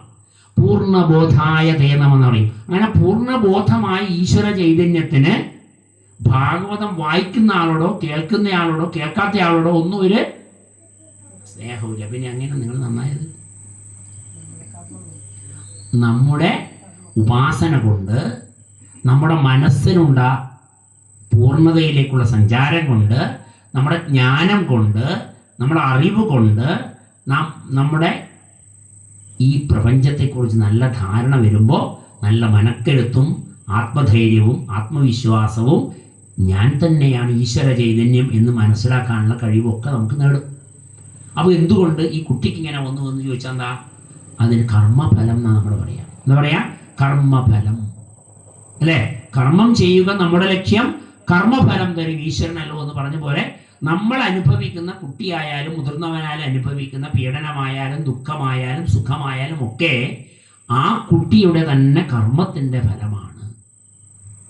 അപ്പോൾ ഈ കർമ്മം എവിടെയാണ് തുടങ്ങിയാൽ അതൊരു തുടക്കം എവിടെയാന്ന് പറയാൻ പറ്റില്ല. ചിദാനന്ദ സ്വാമി പറയും അതൊരു ചക്രം പോലെയാണ്, കർമ്മചക്രമാണ്, ജീവിത ചക്രമാണ്. ഇത് എവിടെ നിന്ന് തുടങ്ങി എവിടെ നിന്ന് അവസാനിക്കും? ചക്രം ഇങ്ങനെ കറങ്ങുമ്പോൾ എപ്പോഴായി തുടങ്ങിയാൽ പറയാൻ പറ്റുമോ? ഇല്ല. അതുകൊണ്ട് എവിടെ നിന്ന് തുടങ്ങി എവിടെ അവസാനിക്കുമെന്ന് പറയാൻ പറ്റില്ല. അപ്പോൾ നമ്മൾ ദുഃഖമോ സുഖമോ അനുഭവിക്കുന്നുണ്ടെങ്കിൽ നമ്മുടെ ഭർത്താവിൻ്റെയോ ഭാര്യയുടെയോ അമ്മായിയമ്മയുടെയോ അമ്മാവൻ്റെയോ വീട്ടുകാരുടെയോ നാട്ടുകാരുടെയോ ഒന്നും ദോഷമല്ല. പിന്നെ ആരുടെ ദോഷമാണ്? നമ്മുടെ തന്നെ കർമ്മഫലമാണ്. നമ്മുടെ തന്നെ കർമ്മഫലമാണ് എന്നാണ് ഉത്തരം. അപ്പോൾ നല്ല ഉത്തരവുണ്ട്, പക്ഷെ ആ ഉത്തരം ആരും പറഞ്ഞു കൊടുത്തിട്ടില്ല. അതുകൊണ്ട് അയാളിങ്ങനെ വീഡിയോ ചെയ്തവിടെ വെച്ചു. അപ്പോൾ ഞാൻ പറഞ്ഞു വരുന്നത്, ഈ പ്രപഞ്ചം മുഴുവൻ ഈശ്വര ചൈതന്യമാണെന്നും ഇതാണ് നിത്യമായിട്ടുള്ളതെന്നും ഇതാണ് സത്യമായിട്ടുള്ളതെന്നും ത്യാഗം ചെയ്തുകൊണ്ട് ജീവിക്കുന്നവർക്ക്, മറ്റുള്ളവരുടെ ധനം ആഗ്രഹിക്കാത്തവർക്കുള്ളതാണ് ഈ പ്രപഞ്ചമെന്നും നമ്മൾ മനസ്സിലാക്കി വെക്കുമ്പോൾ ഈശാവാസ്യ ഉപനിഷത്തിലെ 1-ാമത്തെ ശ്ലോകം നമുക്ക് ആയി. അപ്പോൾ സ്വാഭാവികമായിട്ടും നമ്മുടെ അറിവില്ലായ്മയാണ് ഞാൻ ഈശ്വര ചൈതന്യമാണെന്ന് തിരിച്ചറിയുന്നതിൽ നിന്നും നമ്മെ വിലക്കുന്നത്. നമ്മൾ അറിവില്ലായ്മയാണ്, നമ്മൾ ജ്ഞാനമില്ലായ്മയാണ്. കാരണം നമുക്ക് ഇത്തരം ഗ്രന്ഥങ്ങളൊക്കെ തന്നിട്ടുണ്ട്, പക്ഷെ നമ്മൾ ഈ ഗ്രന്ഥങ്ങളൊന്നും മറിച്ച് നോക്കുന്നില്ല. അതുകൊണ്ട് നമ്മൾ ഈ അറിവില്ലായ്മയിൽ ജീവിക്കുന്ന ആളുകളാണ് ജീവിതത്തിൽ ദുഃഖം അനുഭവിക്കുകയും ഞാൻ നേരത്തെ പറഞ്ഞ പോലത്തെ ചോദ്യങ്ങളൊക്കെ ചോദിക്കുകയും ചെയ്യുന്നത്. അപ്പോൾ അത്തരം അറിവില്ലായ്മയെ മാറ്റുവാൻ വേണ്ടിയിട്ട് നമ്മൾ എന്ത് ചെയ്യണം? ആ അറിവില്ലായ്മ എങ്ങനെയാണെന്ന് പറഞ്ഞാൽ, വളരെ കാലം വെള്ളത്തിൽ ഇങ്ങനെ കിടക്കുന്ന ഒരു വസ്തു, നമ്മുടെ എന്താണ് പറയുന്നത്, ഒരു വസ്തു, എന്തെങ്കിലും ഇപ്പം മരമായിക്കോട്ടെ, അല്ലെങ്കിൽ വേറെ എന്തെങ്കിലും ഒരു സാധനം ആയിക്കൊള്ളട്ടെ. ഇപ്പം ചിലപ്പോൾ മരമൊക്കെ ഇങ്ങനെ പ്രോസസ്സ് ചെയ്യാൻ വേണ്ടിയിട്ട്, അല്ലേ, കുറേ കാലം നിൽക്കാൻ വേണ്ടിയിട്ട് വെള്ളത്തിൽ ഇങ്ങനെ താഴ്ത്തി വെക്കുന്ന പരിപാടിയൊക്കെ ഉണ്ട്, അല്ലേ. അപ്പം അങ്ങനെയൊക്കെ ചെയ്ത് വെക്കുന്നത് കൊണ്ട് അതിനെ എന്ത് ചെയ്യുന്നു? ചിലപ്പോൾ അതിന് മേലെ ഒരു പാടയൊക്കെ ഉണ്ടാവും, അതിൽ പൂപ്പലൊക്കെ പിടിച്ചിട്ടുണ്ടാവും. അതെടുത്ത് പുറത്ത് വെച്ച് ഉണക്കി കഴിഞ്ഞാൽ അതെല്ലാം വൃത്തിയാക്കി എടുക്കുമ്പോൾ എന്താവും? അത് ഭംഗിയാവും, ഇല്ലേ. അതുപോലെ നമ്മുടെ അജ്ഞാനത്തെ മാറ്റി നമ്മൾ അതിനെ ഒന്ന് നല്ല പോളിഷ് ചെയ്തെടുത്തു കഴിഞ്ഞാൽ, അറിവില്ലായ്മ നീങ്ങിയാൽ നമ്മുടെ ഈ പ്രപഞ്ചത്തിൽ നമ്മുടെ ജീവിതം ആനന്ദകരമായിട്ട് മാറും. അപ്പോൾ നമ്മളെപ്പോഴും ഈ അജ്ഞാനത്തിലാണ് ജീവിച്ചു കൊണ്ടിരിക്കുന്നത്, മനസ്സിലാക്കുക. അപ്പോൾ ഇനി നമ്മൾ ഈ ജീവിതത്തിൽ ഇതിനൊക്കെ നമ്മൾ കാരണമാകുന്ന എന്താ ചോദിച്ചു കഴിഞ്ഞാൽ, ഏഷണാത്രയം എന്ന് പറയും. എന്താ പറയുക? ഏഷണാത്രയം. പുത്രേഷണ, വിത്തേഷണ, ദാരേഷണ. 3 ഏഷണയുണ്ട് നമുക്ക്. ഏഷണം എന്ന് പറഞ്ഞാൽ ഏഷണിയല്ല കേട്ടോ. ഏഷണി വേറെ, ഏഷണ വേറെ.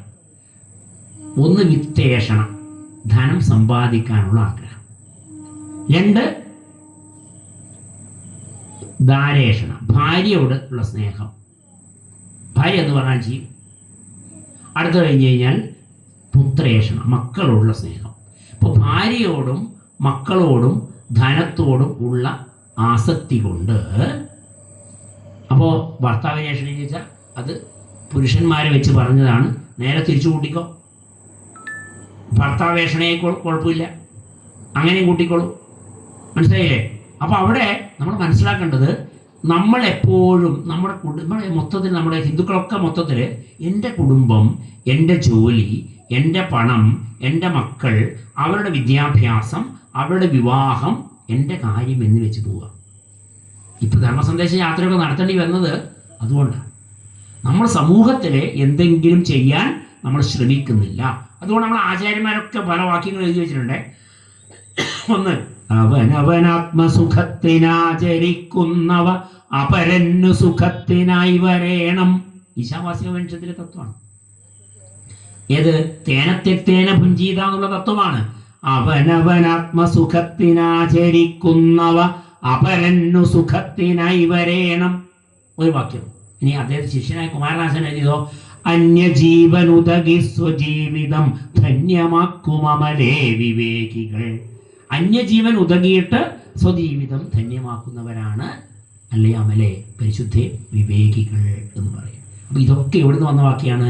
ഈ ഉപനിഷത്ത് വാക്യത്തിൽ നിന്നും ഉണ്ടാക്കിയ ശ്രീനാരായണ ഗുരുദേവനും കുമാരനാശാനും ഒക്കെ നമുക്ക് തന്ന ഇത്തരം വാക്യങ്ങൾ ഇങ്ങനെ ധാരാളം ഉണ്ടാവും. നമ്മൾ നോക്കിക്കഴിഞ്ഞാൽ ഇതൊക്കെ നമുക്ക് ഈ ഒരാശയം പകർന്നു തന്ന വരികളാണ്. അപ്പോൾ നമ്മൾ എന്തെങ്കിലുമൊക്കെ മറ്റുള്ളവർക്ക് ചെയ്തു കൊടുക്കണം എന്ന് കൂടി കൂട്ടി വായിക്കുക. അപ്പോൾ ഒന്നാമത്തെ ശ്ലോകം നമുക്ക് അവിടെയായി.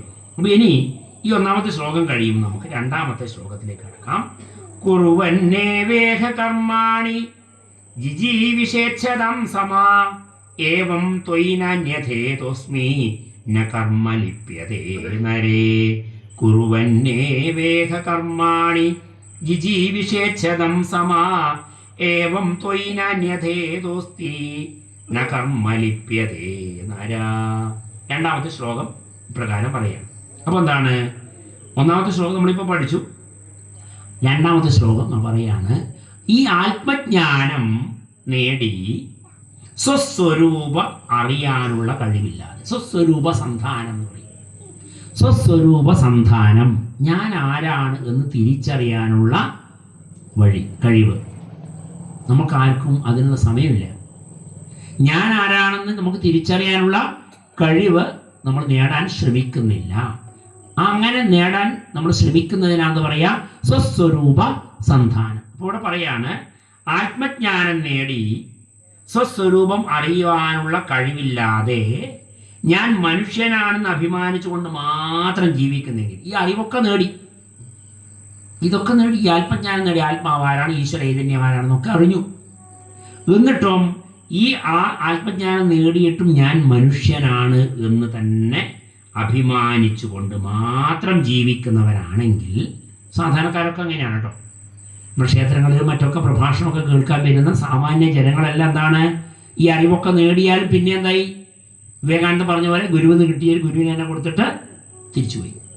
ഗുരുവിൻ്റെ അടുത്ത് കിട്ടിയത് ഗുരുവിൻ്റെ അടുത്ത് തന്നെ കൊടുത്തിട്ട് തിരിച്ചുപോയി. അതായത് ഞാൻ നാളെ മുതൽ വളരെ ഉഷാറാവും, ഇതെല്ലാം കേട്ടിട്ട് നല്ല തീരുമാനിച്ചിട്ട് നമ്മളെന്ത് ചെയ്യുന്നു? വീണ്ടും എന്താവും? പഴയതുപോലെ തന്നെയാവും അല്ലേ? അപ്പം അങ്ങനെ ചെയ്യുന്നവരാണെങ്കിൽ ഇവിടെ പറയാണേ, മരണം വരെ വേദവിഹിതമായ രീതിയിൽ കർമ്മങ്ങൾ അനുഷ്ഠിച്ചുകൊണ്ട് ജീവിക്കണം. വേദം പറയുന്ന രീതിയിൽ കർമ്മങ്ങൾ അനുഷ്ഠിച്ച് ജീവിക്കണം. കർമ്മബന്ധങ്ങളിൽ നിന്ന് മോക്ഷം നേടാൻ ഇതേ ഒരു മാർഗം. ഒന്നുകിൽ നിങ്ങൾ ആദ്യം പറഞ്ഞ പോലെ ഈശാവാസ്യം ഇതം സർവം എന്ന് പറഞ്ഞ പോലെ ഈ പ്രപഞ്ചത്തിൽ ഈശ്വരൻ മാത്രമേ സത്യമായിട്ടുള്ളൂ, നിത്യമായിട്ടുള്ളൂ. ആരാണോ ത്യാഗം ചെയ്തുകൊണ്ട് ജീവിക്കുന്നത്, ആരാണോ അന്യന്റെ ധനം ആഗ്രഹിക്കാത്തത്, അവർക്കുള്ളതാണ് ഈ ലോകം എന്ന് പറഞ്ഞ രീതിയിൽ ജീവിക്കുക. അല്ലെങ്കിൽ എന്ത് ചെയ്യണം? ഇതെല്ലാം ആത്മജ്ഞാനമൊക്കെ കിട്ടി, എന്നിട്ട് എന്ത് ചെയ്യുന്നു? ഞാൻ മനുഷ്യനാണ്, എൻ്റെ കുടുംബമാണ് ഞാൻ നോക്കുന്നുള്ളൂ, അതെല്ലാം ആടെ വെക്കട്ടെ, അതൊന്നും എനിക്കിപ്പം പ്രാക്ടിക്കലാക്കാനൊന്നും പറ്റൂല, അതെല്ലാം പുസ്തകത്തിലുള്ളതല്ലേ, പറയുന്നതിനെന്താ എന്നൊക്കെ പറഞ്ഞ് നമ്മൾ ജീവിച്ചു പോവുകയാണെങ്കിൽ വേദവിഹിതമായ കർമ്മങ്ങൾ ചെയ്തുകൊണ്ട് മരണം വരെ നമ്മൾ പോകുക. നമ്മുടെ കുടുംബജീവിതം തന്നെ, ഗൃഹസ്ഥ ജീവിതം തന്നെ നയിച്ചോളൂ. ഈ ജ്ഞാനം നേടിയിട്ട് നിങ്ങൾ അതിനപ്പുറത്തേക്കൊന്നും പോകാൻ ആഗ്രഹിക്കുന്നില്ലെങ്കിൽ നിങ്ങൾ എന്ത് ചെയ്യുക? വേദവിഹിതമായ കർമാനുഷ്ഠാനങ്ങളെ കൊണ്ട് ജീവിതത്തെ മെച്ചപ്പെടുത്തിക്കൊണ്ട് പോവുക. എന്നിട്ടോ കർമ്മബന്ധങ്ങളിൽ നിന്ന് മോക്ഷം നേടാൻ ഇത് മാത്രമേ മാർഗമുള്ളൂ. അപ്പോൾ നമുക്ക് എന്തായാലും സ്വീകരിക്കേണ്ടതെന്നാണ് പറയുന്നത്. അപ്പോൾ ഒന്നാമത്തെ മന്ത്രം കൊണ്ടെന്താ പറഞ്ഞത്? നിവൃത്തി മാർഗത്തിന് അധികാരികളായ ജീവിത ധർമ്മത്തെ പറ്റി പറഞ്ഞു. നിവൃത്തി മാർഗം എന്താ? നിവൃത്തി മാർഗം അതായത് നിവൃത്തിയില്ല നമ്മൾ പറയില്ലേ, ഒരു നിവൃത്തിയില്ലടോ എന്ന് പറയില്ലേ. അപ്പൊ നിവൃത്തി എന്ന് പറഞ്ഞാൽ എന്താ? ഈ ലൗകിക ജീവിതത്തിൽ നിന്നും, ലൗകിക ജീവിതത്തിലെ ബന്ധനങ്ങളിൽ നിന്നും മോചനം നേടാനുള്ള മാർഗമാണെന്ത്? നിവൃത്തി മാർഗം. രണ്ടാമത്തതോ പ്രവൃത്തി മാർഗം. രണ്ടാമത്തെ മന്ത്രം എന്താണ്? പ്രവൃത്തി മാർഗം. നമ്മൾ എന്താണ് ചെയ്യേണ്ടത്?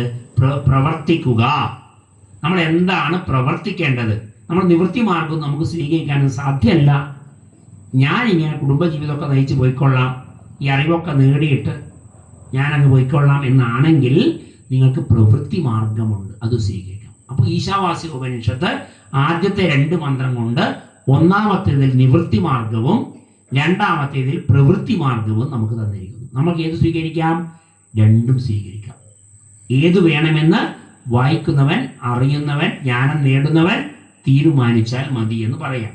എന്നിട്ട് പറയാണ്, ദ്വാവിമാവധപന്ഥാനൗ യത്ര വേദാ പ്രതിഷ്ഠിത പ്രവൃത്തി ലക്ഷണോ ധർമ്മോ നിവൃത്തിശ്ച വിഭാവിത എന്ന് വേദവ്യാസം പറഞ്ഞു വെച്ചിട്ടുണ്ട്. വേദവ്യാസം പറഞ്ഞിട്ടുണ്ട്, നിങ്ങൾ ഒന്നിക്ക് പ്രവൃത്തി എടുക്കുക, അല്ലെങ്കിൽ നിവൃത്തി മാർഗത്തിലേക്ക് പോവുക. അത് തന്നെയാണ് ആരും പറയുന്നത്? ഈശാവാസി ഉപനിഷത്തും പറയുന്നത്. അപ്പൊ ഇവിടെ പറയാണ്, മനുഷ്യർക്ക് ജീവിതത്തിലെ ഉപദേശം കൊടുത്ത ഈ കാര്യത്തില് ശതായുർവൈ പുരുഷ. നമുക്ക് എത്ര വയസ്സ് വരെയാണ് ആയുസ്? 100 വയസ്സാണ് നമ്മൾ ആയുസ്. 100 വയസ്സ് വരെ നമ്മൾ ജീവിക്കുന്നവരുണ്ടോ? കുറവാ ഉണ്ട്. 100 മേലെ പോകുന്നവരൊക്കെ ഉണ്ട്. പക്ഷേ അധിക പേരും എന്തെടുത്തുന്നില്ല? 100-ലെത്തുന്നില്ല. ശതം ജീവ ശരദോ വർദ്ധമാന എന്ന് പറഞ്ഞിട്ടാണ് നമ്മൾ പുറന്നാളിന് ചൊല്ലുന്നൊരു മന്ത്രം പോലും. ശതമോ വസന്ത എന്നൊക്കെ പറഞ്ഞൊരു ശ്ലോകമുണ്ട്. അത് 100 വർഷം നമ്മൾ ജീവിക്കട്ടെ, 100 വർഷം ഇവിടുത്തെ ഋതുക്കളെല്ലാം കണ്ട് ജീവിക്കട്ടെ, 100 വർഷം ഹേമന്തം കാണട്ടെ, 100 ശിശിരം കാണട്ടെ എന്നൊക്കെ പറഞ്ഞിട്ടൊരു മന്ത്രമാണ്. അപ്പോൾ എന്ന് പറഞ്ഞാൽ 100 വയസ്സ് വരെയാണ് നമ്മുടെ ആയുസ്. അപ്പോൾ ഈ ആയുസ്സിനടക്ക് ആശവാക്യം അനുസരിച്ച് 100 കൊല്ലമാണ് നമ്മുടെ ജീവിതമെങ്കിൽ നമ്മളെന്ത് ചെയ്യണം? ഏഷണാത്യാഗത്തിന് യോഗ്യനല്ലാത്ത ഈ 3 ഏഷണ, വിത്തേഷണ, ദാരേഷണ, പുത്രേഷണ, ഇത് 3 എനിക്ക് ഒഴിവാക്കാൻ പറ്റൂല. ഇത് 3 എനിക്ക് ഒഴിവാക്കാൻ പറ്റൂല എന്നാണെങ്കിൽ ഏത് മാർഗമാണല്ലേ? പ്രവൃത്തി മാർഗം. ഏതാ നല്ലത്? പ്രവൃത്തി മാർഗം. അല്ല, ഞാൻ കുറച്ച് കാലം കഴിഞ്ഞ് ഒരു 60 വയസ്സിന് ശേഷമെങ്കിലും ഞാൻ ഈ 3 ഏഷണയിൽ നിന്ന് മോചനം നേടാൻ ശ്രമിക്കുന്നു എന്നാണെങ്കിൽ എന്താ നല്ലത്? നിവൃത്തി മാർഗം. അപ്പോൾ നമുക്ക് മിക്കവാറും ആൾക്ക് എന്താ പറ്റുക? എനിക്ക് പ്രവൃത്തി മാർഗം മതി, എനിക്ക് പ്രവൃത്തി മാർഗം മതി, കുഴപ്പമില്ല, പ്രവൃത്തി മാർഗം മതി. അതും രണ്ടും പറഞ്ഞു തരുന്നുണ്ട്. രണ്ടും വേദം നമുക്ക് പറഞ്ഞു തരികയാണ്. പ്രവൃത്തി മാർഗമുണ്ട്, നിവൃത്തി മാർഗമുണ്ട്. ഒരു നിവൃത്തിയില്ലേ, നിങ്ങൾ എന്ത് ചെയ്തോ? പ്രവൃത്തി മാർഗം എടുത്തോ. നിവൃത്തി ഉണ്ടെങ്കിൽ ഏതെടുക്കണം? നിവൃത്തി മാർഗം എടുക്കണം. ഈ 2 മാർഗവും നമ്മൾ സ്വീകരിക്കാണ്ട് നമ്മൾ എന്ത് ചെയ്യുന്നു? എനിക്ക് ദുഃഖമാണ്, എനിക്ക് പ്രയാസമാണ്, എനിക്കപ്പം ഡോക്ടറാണ്, എനിക്കപ്പം ആശുപത്രിയാണ്, എൻ്റെ അലമാരിയെല്ലാം മരുന്ന് ഷാപ്പാണ് എന്ന് പറഞ്ഞിട്ട് കാര്യമുണ്ടോ? എനിക്കപ്പം ദുഃഖമാണ്, ഭഗവാൻ എനിക്ക് ദുഃഖം. ഇപ്പം ഇന്നലെ രാത്രി എൻ്റെ സുഹൃത്ത് ഫോൺ വിളിച്ചു, എൻ്റെ കൂടെ പഠിച്ചതാ. എന്തെല്ലാന്നടോ ഉണ്ണി, ഇപ്പോൾ കുറച്ച് ഒരു ചെറിയ ശബ്ദം പോലെ നമ്മളന്ന് ഈ സ്ത്രീകളുടെ ശബ്ദം പോലെയുള്ള ശബ്ദമാണ്, പുരുഷനാണ്. എന്തോ കഷ്ടപ്പാട് ഞാനടോ എന്ന് പറഞ്ഞ് രാത്രി വിളിച്ചു. ഞാൻ കഷ്ടപ്പാട് മാത്രമായിട്ട് ആർക്കും അങ്ങനെ ഉണ്ടാവില്ല. സുഖം ഉണ്ടാവും, ദുഃഖം ഉണ്ടാവും. സുഖം ഉണ്ടെങ്കിൽ ദുഃഖം ഉണ്ടാവും, ദുഃഖം ഉണ്ടെങ്കിൽ സുഖം ഉണ്ടാവും. ഒന്നായിട്ട് ആർക്കും കൊടുക്കൂലല്ലോ, ഞാൻ നേരിട്ട് കണ്ടു പറയാമെന്നെല്ലാം പറഞ്ഞ് രാത്രി ഫോൺ വെച്ചു. അപ്പോൾ ഞാൻ പറയാൻ എല്ലാവരുടെയും വിചാരം എന്താ? എനിക്കെപ്പോഴും ദുഃഖം, മറ്റുള്ളവർക്കെല്ലാം സുഖം. ഞാൻ വിചാരിക്കുകയാണ് സുരേഷ് വർമ്മക്ക് നല്ല സുഖം, സുരേഷ് വർമ്മ വിചാരിക്കണം മാഷ്ക്ക് നല്ല സുഖം. നിങ്ങൾ ഓരോരുത്തരും മറ്റുള്ളവരെ കാണുമ്പോൾ എന്താ വിചാരിക്കുന്നത്? എനിക്ക് മാത്രം പ്രയാസം, മറ്റുള്ളവർക്കൊന്നും പ്രയാസമില്ല. മറ്റുള്ളവരെ വീടും ബാഹ്യമായ അവരുടെ വേഷവിധാനവും അവരുടെ പ്രവൃത്തികളൊക്കെ നമുക്ക് അറിയുന്നത് വെച്ചിട്ട് നമ്മളെന്ത് വിലയിരുത്തും? അവർക്കെല്ലാം സുഖം, എനിക്ക് മാത്രം ദുഃഖം. ഈ ലോകത്ത് ദുഃഖം അനുഭവിക്കുന്ന ആള് ഞാൻ മാത്രമേ ഉള്ളൂ. അപ്പോൾ നമുക്ക് എല്ലാവർക്കും എന്തുണ്ട്? ശരീരമെടുത്തവർക്കെല്ലാം എന്തുണ്ട്? ദുഃഖവും സുഖവും ഉണ്ടെന്ന് മനസ്സിലാക്കുക. അപ്പോൾ ആ ദുഃഖവും സുഖവും നമുക്ക് മാറി മാറി വരുമ്പോൾ ഭഗവത്ഗീത പറയുന്നുണ്ട് നമുക്ക് എന്ത്? ശീതോഷ്ണ സുഖ ദുഃഖേഷു സമസംഗ വിവർജിത തുല്യനിന്ദാസ്തുതിർമൗനി സന്തുഷ്ടോ യേന കേനചിത് അനികേത സ്ഥിരമതിർ ഭക്തിമാൻ മേ പ്രിയോ നര. തുല്യനിന്ദാസ്തുതിർമൗനി ശീതോഷ്ണ സുഖ ദുഃഖേഷു. ശീതം വന്നാലും ഉഷ്ണം വന്നാലും സുഖം വന്നാലും ദുഃഖം വന്നാലും ഒരുപോലെ കരുതാൻ കഴിയണം. സുഖം വരും, ദുഃഖം വരും. ദുഃഖം വരുമ്പോൾ എന്താ മനസ്സിലാക്കേണ്ടത്? ഈ ദുഃഖം എനിക്ക് താങ്ങാൻ കഴിവുണ്ടാകണമെന്ന് കരുതിയിട്ടാണ് ഭഗവാൻ എനിക്ക് ദുഃഖം തന്നത്. സുഖം വരുമ്പോൾ എന്ത് വിചാരിക്കണം? ഈ സുഖത്തിൽ ഞാൻ അധികം മതി മറന്നുകൂടാ, എൻ്റെ ദുഃഖത്തിന് ഒരു ചെറിയ മാറ്റം ഉണ്ടായിക്കോട്ടെ എന്ന് വിചാരിച്ച് തന്നതാണ്. ശീതം വരുമ്പോൾ എന്ത് വിചാരിക്കണം? എപ്പോഴും ശീതമല്ല, ഉഷ്ണമുണ്ട്. ഇപ്പൊ പകൽ ഉഷ്ണവും രാത്രി ശീതവുമാണ് അല്ലേ? രണ്ടും നമ്മൾ അനുഭവിക്കണം. കുറച്ച് ദിവസം മുമ്പ് മഴ എന്ന് പറഞ്ഞില്ലേ? കുറച്ച് കഴിയുമ്പോൾ നമ്മൾ മഴ വേണമെന്ന് ആഗ്രഹിക്കില്ലേ? അപ്പോൾ മഴയുണ്ടാവും, വെയിലുണ്ടാവും, ശീതമുണ്ടാവും, ഉഷ്ണമുണ്ടാവും, സുഖമുണ്ടാവും, ദുഃഖമുണ്ടാവും, രാത്രി ഉണ്ടാവും, പകലുണ്ടാവും. ഇനി പറയും ദ്വന്ദ്വങ്ങൾ എന്നാണ് കേട്ടോ. എന്താ പറയാ? ദ്വന്ദ്വങ്ങൾ. ദ്വന്ദ്വങ്ങളില്ലാത്ത ജീവിതമില്ല. ദ്വന്ദ്വങ്ങളില്ലാത്ത ജീവിതമില്ല. രാത്രി മാത്രം മതി വെച്ചാൽ പറ്റുമോ? ഇല്ല. പകൽ വേണം. പകൽ മാത്രം മതി വെക്കാൻ പറ്റുമോ? നമുക്ക് ഉറങ്ങാൻ സമയം ഉണ്ടാവും. പകൽ മാത്രമാണ് പിന്നെ മനുഷ്യൻ എന്ത് ചെയ്യും? ഫുൾ ടൈം പൈസ ഉണ്ടായി കളയാന്ന് വിചാരിച്ചിട്ട് എന്ത് ചെയ്യും? പോകും അല്ലേ? 6 അടി മണ്ണ് അളക്കാൻ വേണ്ടി പോയിട്ട് വൈകുന്നേരം വരെ അളന്നിട്ട് വീണ് മരിച്ചൊരാളുടെ കഥ ടോൾസ്റ്റോയിൻ്റെ ഒരു കഥയുണ്ട്. എന്ന് പറഞ്ഞ പോലെ ആയിപ്പോയല്ലോ. ഇഷ്ടമല്ലാത്ര അളന്നെടുക്കാന്ന് പറഞ്ഞിട്ട് വെള്ളം കുടിക്കാതെ ഭക്ഷണം പോലും കഴിക്കാതെ ആ സമയം നഷ്ടപ്പെടുന്ന വിചാരിച്ചിട്ട് അളന്ന് പോയി വൈകുന്നേരമാകുമ്പോൾ എത്രയോ ദൂരം അളന്നു, പക്ഷേ വീണ് മരിച്ചു. പക്ഷേ ഈ സ്ഥലമൊന്നും അയാൾക്ക് വേണ്ടി വന്നില്ല. 6 അടി മണ്ണിൽ അയാളെ കുഴിച്ചിട്ടു. ആ സ്ഥലം അയാൾക്ക് ഉറപ്പില്ല അല്ലേ? ആ സ്ഥലമായി കിട്ടിയോ? ഇല്ല. എന്ന് പറഞ്ഞ പോലെ നമ്മൾ എന്ത് ചെയ്യണ്ട? ഇപ്പം 6 അടി മണ്ണുമില്ല അല്ലേ? ഇപ്പം മറ്റേ ഗാർഡ ശ്മശാനത്ത് പോയിട്ട് വാതകമായിട്ടും ചാരമായിട്ടും മാറി ഒരു പാത്രത്തിൽ ചാരമായിട്ടും വരും. 6 അടി മണ്ണും പോയി. അത് ആ ചിന്തയെല്ലാം പോയി അല്ലേ? കണ്ട് കർമ്മെല്ലാം പോയി. ഇപ്പം ബോഡി കണ്ട് കർമ്മ. പണ്ട് തീ കണ്ടിട്ട് ജനിച്ചിട്ട് കുറച്ച് കാണുന്ന കർമ്മമാണ്. ഇപ്പോൾ ബോഡി കണ്ടിട്ട് ആദ്യം തന്നെ കർമ്മം ചെയ്തിട്ട് ഒന്നിച്ചെടുത്തിട്ട് ഇതാണ് ചൂളയിലേക്ക് വെക്കുന്ന സംവിധാനമാണ്. അപ്പോൾ നമ്മൾ പണ്ടത്തെ പ്രതീക്ഷയെല്ലാം വ്യാഖ്യാനങ്ങളൊക്കെ മാറുന്ന കാലഘട്ടമാണ്. അപ്പോൾ നമ്മൾ ഈ 2 മാർഗ്ഗം നമുക്ക് ഉപനിഷത്ത് പറഞ്ഞു തരുന്നുണ്ട്. ഇപ്പോൾ 2 നല്ല മാർഗ്ഗമല്ലേ? നമ്മളിത് മനസ്സിലാക്കി പോകണം. വെറുതെ നമ്മൾ പറഞ്ഞിട്ട് അങ്ങനെ ഉപരിപ്ലവമായിട്ട് എന്തൊക്കെയോ വാക്കുകളൊക്കെ ഉപയോഗിച്ചിട്ട് പോരാ. ലളിതമായി മനസ്സിലാക്കുക. നമുക്ക് പ്രവൃത്തി മാർഗവും നിവൃത്തി മാർഗവും തരുന്നുണ്ട്. അപ്പോൾ എന്താ നമ്മൾ ചെയ്യേണ്ടത് അതിനെ എന്ന് പറയുകയാണ് ഇവിടെ. അപ്പോൾ നമ്മൾ സ്വധർമ്മം തെറ്റാതെ നമ്മൾ എന്താ ധർമ്മം? ഗൃഹസ്ഥാശ്രമധർമ്മികളാണ്. ഇവിടെ ഇരിക്കുന്നവരെല്ലാവരും ഗൃഹസ്ഥാശ്രമികളാണ്. ഭാര്യ, ഭർത്താവ്, കുടുംബം, മക്കള് അല്ലെ, ബന്ധുക്കളൊക്കെ ആയി ജീവിക്കുന്നവരാണ്. അപ്പൊ നമ്മൾ ധർമ്മം നിലനിർത്തിക്കൊണ്ട് എന്ത് ചെയ്യണം? ചിത്തശുദ്ധി നേടി ക്രമാനുഗതമായിട്ട് മോക്ഷപദത്തിന് അർഹനായി തീരാൻ നമുക്ക് ജീവിതത്തിൽ ആഗ്രഹിക്കാം. നമ്മൾ ഈ അറിവൊക്കെ നേടി ഉപാസന, സാധന, ഈ ചിന്തകളൊക്കെ നേടിക്കൊണ്ട് നമ്മൾ ക്രമേണ ജീവിതത്തിൽ മുക്തിപദത്തിലേക്ക് പോവുക, മോക്ഷപദത്തിലേക്ക് പോകുക എന്ന് പറഞ്ഞാൽ മരിച്ചിട്ട് മക്കൾ തിരുനെല്ലി കൊണ്ടാക്കുമെന്നല്ല.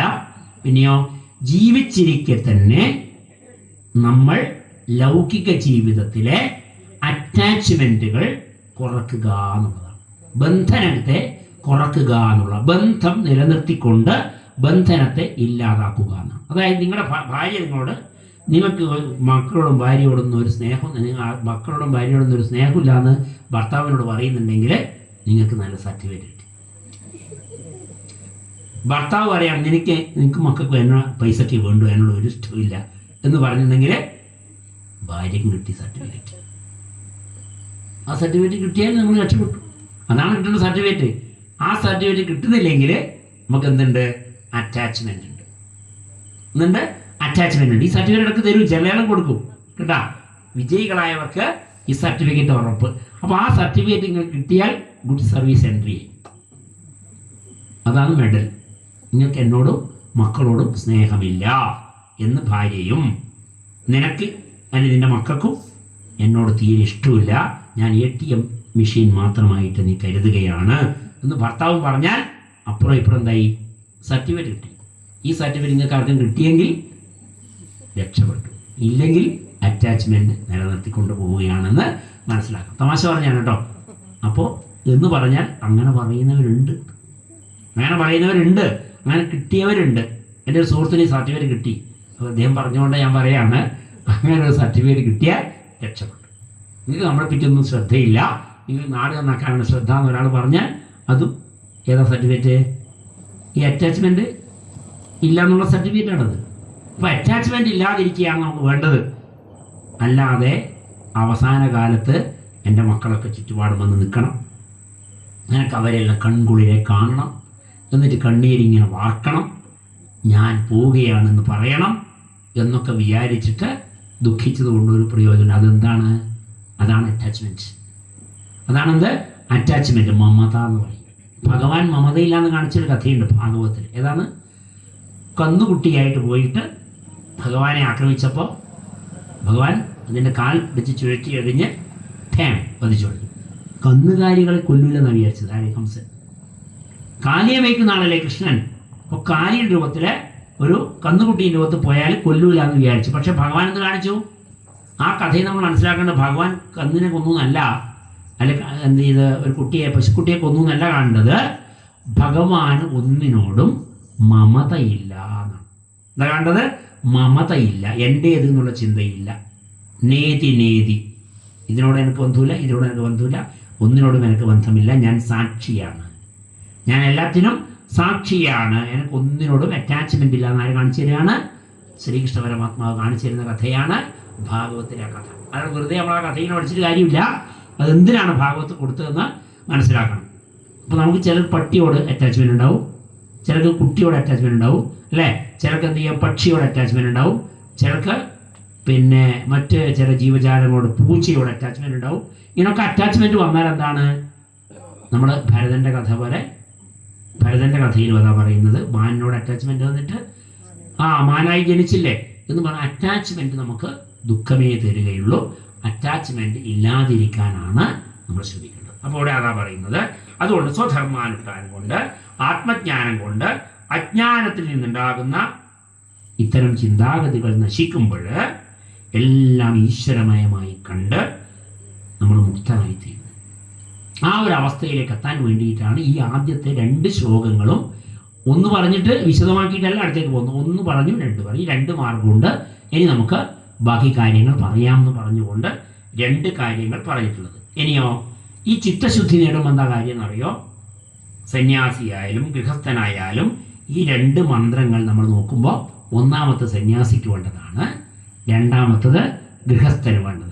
അപ്പോൾ നമുക്ക് സന്യാസിക്ക് വേണ്ട വഴിയും ഈശാവാസ്യ ഉപനിഷത്ത് പറഞ്ഞു തരുന്നുണ്ട്, ഗൃഹസ്ഥന് വേണ്ട മന്ത്രവും പറഞ്ഞു തരുന്നുണ്ട്. അപ്പോൾ ഗൃഹസ്ഥന്മാരായ നമ്മൾ രണ്ടാമത്തെ മന്ത്രം എടുത്തിട്ട് മുന്നോട്ട് പോവുക, ഒന്നാമത്തെ കാര്യം മനസ്സിലാക്കുക.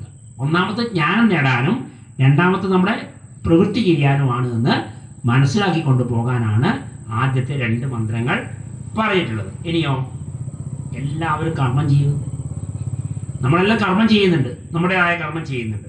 അപ്പോൾ വളരെ കുറച്ച് പേർക്ക് എന്ത് ചെയ്യാൻ പറ്റുള്ളൂ? സന്യാസിയാവാൻ പറ്റുകയുള്ളൂ. ഇപ്പോൾ ചിദാനന്ദപുര സ്വാമി പറഞ്ഞത് നിങ്ങൾക്ക് 4 മക്കൾ വേണം, 4ാമത്തെ ആളെ നമുക്ക് സന്യാസത്തിന് തന്നേന്ന്. ഇപ്പോൾ ക്രിസ്ത്യാനികളൊക്കെ അങ്ങനെ ചെയ്യുന്നുണ്ട്. അവർ 3-4 മക്കളൊക്കെ ആവും, അവസാനത്തെ ഒരാൾ ഫാദറാക്കാൻ വെക്കും, അല്ലെങ്കിൽ ഒന്നിന് സിസ്റ്ററാക്കാൻ വെക്കും. നമുക്ക് ആ പരിപാടിയൊന്നുമില്ല, നമ്മൾ ഒന്നേ ഉള്ളൂ. പിന്നെ ഇതേടെ കൊടുക്കേണ്ട പകുതിയാക്കി കൊടുക്കാൻ പറ്റില്ലല്ലോ. സോളമൻ്റെ കഥ പോലെ ആയിപ്പോയി അല്ലേ, പകുതിയാക്കിയിട്ട് കൊടുക്കേണ്ടി വരും. അതുകൊണ്ട് സോളമൻ രാജാവ് നീതി നിർവ്വഹണം നടത്തി. അങ്ങനെയാണ് ഒരു കുട്ടിയെ കൊണ്ടുവന്നിട്ട് 2 അമ്മമാർ ഇതെൻ്റെ കുട്ടിയാണ്, എൻ്റെ കുട്ടിയാണെന്ന് പറഞ്ഞു. ബൈബിളിലെ കഥയാണ്. 2 കുട്ടികളെ ഇല്ല, ഒറ്റ കുട്ടി, ഇതെൻ്റെ കുട്ടിയാണെന്ന് ഒരാൾ, എൻ്റെ കുട്ടി. ഒന്നും അതിന് മനസ്സിലാവുന്നില്ല. അവസാനം സോളമൻ രാജാവ് പറഞ്ഞ് നേരെ 2 കഷ്ണമാക്കിയിട്ട് 2 അമ്മമാർക്ക് കൊടുത്തു. അപ്പോൾ ഒരമ്മ പറഞ്ഞു എനിക്കത് മതി, മറ്റേ അമ്മ പറഞ്ഞു അവൾക്ക് കൊടുത്തേ എനിക്ക് വേണ്ട. ആ അമ്മക്ക് കുട്ടിയെ കൊടുത്തു. അതാണ് നീതി തെളിയിക്കാൻ നീതിനിഷ്ഠനായ സോളമൻ എന്ന കഥ വന്നത്. എന്നിട്ട് മറ്റേ അമ്മയെ നേരെ ചാട്ടവാറടിച്ച് തുറുങ്കിലടക്കാനും ഏൽപ്പിച്ചു. കഷ്ണം മതി എന്ന് പറഞ്ഞാൽ ഏതെങ്കിലും ഒരു അമ്മ പറയോ എൻ്റെ മകൻ്റെ കഷ്ണം മതി എന്ന് പറയോ? ഇല്ല. അങ്ങനെയാണ് മനസ്സിലാക്കിയതാണ്. അപ്പോൾ എന്ന് പറഞ്ഞ പോലെ നമ്മൾ മനസ്സിലാക്കണം, നമ്മളിപ്പോൾ സോളമൻ രാജാവിന് മുമ്പിലെ അമ്മമാരെ കുട്ടിയെപ്പോലെയുള്ള കുട്ടിയുള്ളൂ നമുക്ക്. അതുകൊണ്ട് നമ്മൾ സ്വാമിജി പറഞ്ഞ പോലെ സന്യാസത്തിനൊരു കുട്ടി അയക്കാൻ മാത്രം പ്രാപ്തരാവണം. പണ്ട് കാലത്ത് പറയുന്നത് സനാതനധർമ്മത്തിൽ 3 മക്കൾ വേണം. സനാതനധർമ്മം അനുസരിച്ച് 3 കുട്ടികൾ വേണം. 2 കുട്ടികളുള്ള ഒരു സമൂഹം ക്രമേണ നശിച്ചു പോകുമെന്നാണ് പുതിയ കാല ശാസ്ത്രങ്ങൾ പറയുന്നത്. 2 കുട്ടികളുടെ സമൂഹം നിലനിൽക്കില്ല അത്രേ. നമ്മൾ നിലനിൽക്കുന്നതല്ലേ വിചാരിക്കുന്ന, ഇപ്പം തന്നെ നിലനിൽപ്പില്ലാത്ത അവസ്ഥ കാണുന്നില്ലേ? അതുകൂടി നമ്മൾ മനസ്സിലാക്കി പോകും. അപ്പോൾ ഇവിടെ നമുക്ക് പ്രവൃത്തിയിൽ നിന്ന് ഒഴിഞ്ഞു മാറാൻ പറ്റില്ല. നിവൃത്തി മാർഗം നമുക്ക് പറ്റുന്നില്ലെങ്കിൽ, സന്യാസം നമുക്ക് പറ്റുന്നില്ലെങ്കിൽ, ഈശ്വര സാക്ഷാത്കാരം സിദ്ധിക്കാൻ നമ്മുടെ ഈ കർമ്മങ്ങൾ ചെയ്തുകൊണ്ട് മുന്നേറുക. അങ്ങനെ ബ്രഹ്മപദ പ്രാപ്തിക്ക് നമുക്കത് സഹായകമാകുമെന്ന് ഈശാവാസ്യ ഉപനിഷത്ത് പറയുകയാണ്. ഇനി അടുത്ത ശ്ലോകം നമുക്ക് നോക്കാം. അസൂര്യാനാമതേ ലോക അന്ധേന തമസാവൃത താംസ്തേ പ്രേത്യാഭിഗച്ഛന്തി യേകേ ചാത്മഹനോ ജനാ. അസൂര്യാനാമതേ ലോക അന്ധേന തമസാവൃത താംസ്തേ പ്രേത്യാഭിഗച്ഛന്തി യേകേ ചാത്മഹനോ ജനാഃ എന്നാ പറയുന്നത്. അടുത്തെന്താ പറയുന്നത്? ശ്രേഷ്ഠമായ ഈ മനുഷ്യജന്മം നമുക്ക് കിട്ടി. മൂന്നേരം പറയും പോലെ ഒരു എത്ര കാലം അല്ലെ, എത്ര ജന്മം മലത്തിൽ കിടന്നു, എത്ര ജന്മം ജലത്തിൽ കിടന്നു, എത്രയാലും മണ്ണിനുള്ളിൽ കിടന്നു, എത്രയാലും ഇഴഞ്ഞു നടന്നു, അല്ലേ? ഇങ്ങനെയൊക്കെ ചെയ്തിട്ട് അവസാനം നമുക്ക് ശ്രേഷ്ഠമായ മനുഷ്യജന്മം കിട്ടി. എന്നിട്ടോ ആത്മചൈതന്യത്തിൻ്റെ മോക്ഷത്തിന് വേണ്ടി ശ്രമിക്കാത്ത ജനങ്ങൾ മരണശേഷം എന്താ ചെയ്യുക? അജ്ഞാനമാകുന്ന കൂരിരുട്ട് കൊണ്ട് മൂടപ്പെട്ട അസുര ലോകങ്ങളെ പ്രാപിക്കും. ഈ മനുഷ്യജന്മം കിട്ടിയിട്ടും മൃഗങ്ങളെപ്പോലെ ഭക്ഷണം കഴിക്കുക, കിടന്നുറങ്ങുക, വംശം വർദ്ധിപ്പിക്കുക, വിസർജിക്കുക, ഈ 4 കാര്യങ്ങൾ മാത്രം ചെയ്ത് ജീവിക്കുന്നവരില്ലേ? ഈ മനുഷ്യജന്മം കിട്ടിയിട്ട് നമ്മുടെ ചുറ്റുപാടും കാണുന്ന അനേകം പേർ ഭക്ഷണം കഴിക്കുക, വിസർജിക്കുക, വംശം വർദ്ധിപ്പിക്കുക, ഉറങ്ങുക, ഈ 4 കാര്യങ്ങൾ മാത്രം ചെയ്തു പോകുന്നില്ലേ? ഉണ്ട്. അങ്ങനെ ചെയ്തു പോകുന്നവരെ കുറിച്ച് ഈശാവാസ്യോപനിഷത്ത് പറയാണ്, ശ്രേഷ്ഠമായ മനുഷ്യജീവിതം കിട്ടിയിട്ടും ആത്മമോക്ഷത്തിന് വേണ്ടി ശ്രമിക്കാത്ത ജനങ്ങൾ മരണശേഷം അജ്ഞാനമാകുന്ന കൂരിരുട്ടുകൊണ്ട് മൂടപ്പെട്ട അസുര ലോകങ്ങളെ പ്രാപിക്കുന്നു. അത് ഭഗവത്ഗീത പറയും, അസുര യോനിയെ പ്രാപിക്കുന്നു എന്ന് പറഞ്ഞാൽ, അസുര യോനിയാണ് അസുരൻ്റെ കുട്ടിയാവുന്ന മാത്രമല്ല, പുഴുവായിട്ടോ പന്നിയായിട്ടോ പാമ്പായിട്ടോ കീരിയായിട്ടോ സിംഹമായിട്ടോ കുറുക്കനായിട്ടോ പട്ടിയായിട്ടോ ക്ഷുദ്രജീവികളായിട്ടോ ഒക്കെ ജനിക്കാൻ ഇടയാകുമെന്ന് ഭഗവത്ഗീതയും പറയുന്നു. അത് തന്നെ ആരും പറയുന്നു? ഈശാവാസ്യോപനിഷത്ത് പറയും. നിങ്ങൾ നോക്കുക, നമ്മൾ ഈ ജന്മം കിട്ടിയിട്ട് നമ്മൾ ഇത്തരം ജ്ഞാനമൊന്നും അറിയുന്നില്ല, ഇത്തരം കർമ്മങ്ങളോ ഉപാസനകളോ ഒന്നും ചെയ്യുന്നില്ല. നമ്മൾ എന്ത് ചെയ്യുന്നു? എൻ്റെ കുടുംബം, എൻ്റെ വീട്, എൻ്റെ ബ്രേക്ക്ഫാസ്റ്റ്, എൻ്റെ ഡിന്നർ, എൻ്റെ സപ്പർ, അല്ലേ, എൻ്റെ പാർട്ടി, അല്ലെ എൻ്റെ ബിരിയാണി എന്ന് പറഞ്ഞിട്ട് മാത്രം നടന്നുകൊണ്ട് മക്കളുടെ കാര്യവും കുടുംബകാര്യവും നോക്കിയിട്ട് നമ്മൾ വളരെ ഭംഗിയായിട്ട് കർമ്മങ്ങളൊക്കെ ചെയ്തു എന്ന് വിചാരിച്ച് ജീവിച്ചു പോവുക. അങ്ങനെ ജീവിച്ചു പോകുമ്പോൾ നമ്മൾ എന്തായി തീരും? അസുര യോനിയെ പ്രാപിക്കും, അസുര ലോകങ്ങൾ എത്തും, അല്ലെങ്കിൽ ആസുരികമായ ജീവിതം നയിക്കേണ്ടി വരും. ഇത്രയും ശ്രേഷ്ഠമായ മനുഷ്യജന്മം നമുക്ക് കിട്ടിയിട്ടുണ്ട് എന്നർത്ഥം. അപ്പോൾ കർമ്മഫലം അനുഭവിക്കാനുള്ള അവസ്ഥയാണ് നമ്മൾ ഈ ജന്മങ്ങൾ ആയിട്ട് നമുക്ക് വരുന്നത്. കർമ്മഫലം അനുഭവിക്കാനാണ് നമുക്ക് ഓരോ ജന്മം കിട്ടുന്നത്. കർമ്മഫലം അനുഭവിക്കാനാണ് നമുക്ക് ഈ ജന്മം കിട്ടിയത്. മനുഷ്യജന്മം കിട്ടിയതിനാ ശ്രേഷ്ഠമായ ചില കർമ്മങ്ങളുടെ ഫലമായിട്ട് നമുക്ക് ഒരു മനുഷ്യജന്മം കിട്ടി. ഇനി ആ മനുഷ്യജന്മത്തിൽ നമ്മൾ എന്ത് ചെയ്യേണ്ടത്? ലോകാഹ, അങ്ങനെയുള്ളതാണ് ലോകം എന്ന് പറയുന്നത് കേട്ടോ. ശങ്കരാചാര്യ പറയും ലോക്യത്തെ ഇതി ലോക, കണ്ണുകൊണ്ട് കാണുന്നതാണെന്ത് ലോകം.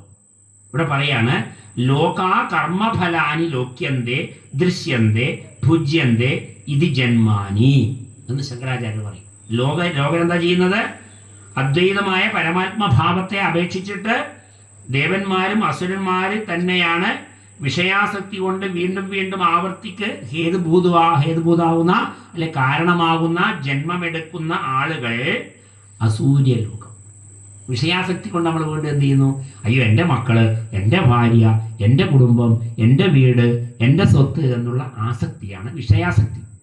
അങ്ങനെ വിഷയാസക്തി കൊണ്ട് മരിക്കുന്ന ഒരാള് വീണ്ടും എന്താ ചെയ്യുക?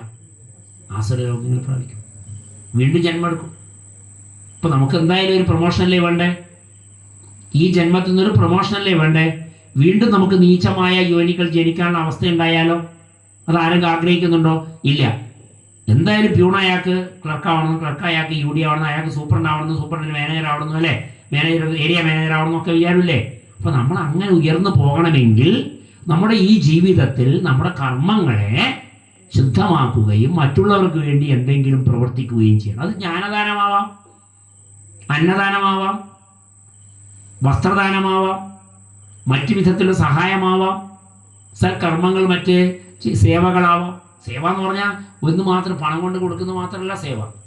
ഉപദേശം കൊടുക്കാം, അറിവ് കൊടുക്കാം, സഹായിക്കാം, ഭക്ഷണം കൊടുക്കാം, വസ്ത്രം കൊടുക്കാം, പാർപ്പിടം കൊടുക്കാം, എന്താണോ നമുക്ക് കൊടുക്കാൻ കഴിയുന്നത് അതൊക്കെ കൊടുത്തുകൊണ്ടുള്ള കർമ്മങ്ങൾ നമുക്ക് ചെയ്തുകൊണ്ടേ ഇരിക്കാൻ കഴിയുമെങ്കിൽ ഏതെങ്കിലും തരത്തിലുള്ള സേവകൾ നമ്മൾ ചെയ്തുകൊണ്ടേ ഇരിക്കണം എന്ന് അർത്ഥം. അപ്പം അങ്ങനെ ചെയ്യുമ്പോൾ അജ്ഞാനത്തിൻ്റെ മോഹവലയമങ്ങ് മാറി, അന്ധകാരമൊക്കെ മാറി, മോക്ഷസിദ്ധിക്ക് വേണ്ടി നമുക്ക് വിവേകമുണ്ടാകും. അത്തരം കർമ്മങ്ങൾ ചെയ്യുമ്പോഴെന്തുണ്ടാവും? വിവേകം കൈവരും. നമ്മുടെ മനസ്സിൽ അവിവേകവുമുണ്ട്, വിവേകമുണ്ട്, അവിവേകവുമുണ്ട്, വിവേകമുണ്ട്. ആ വിവേക മനസ്സിനെ ഉണർത്താൻ വേണ്ടിയാണ് ഇത്തരം കാര്യങ്ങൾ നമ്മൾ പഠിച്ചു വെക്കുന്നത്. അതുകൊണ്ടാണ് ശങ്കരാചാര്യരെ വിവേക ചൂടാമണി എന്നൊരു ഗ്രന്ഥത്തിലുണ്ട്. വിവേക ചൂടാമണി. വിവേകമുണ്ടാക്കാൻ വേണ്ടി അതിൻ്റെ ചൂടാരത്നമായിട്ട് ശോഭിക്കുന്ന ഒരു ഗ്രന്ഥം എഴുതി വെച്ചിട്ടുണ്ട്, വിവേക ചൂടാമണി. അതിൽ 260 300 ഒക്കെ ശ്ലോകമുണ്ട്.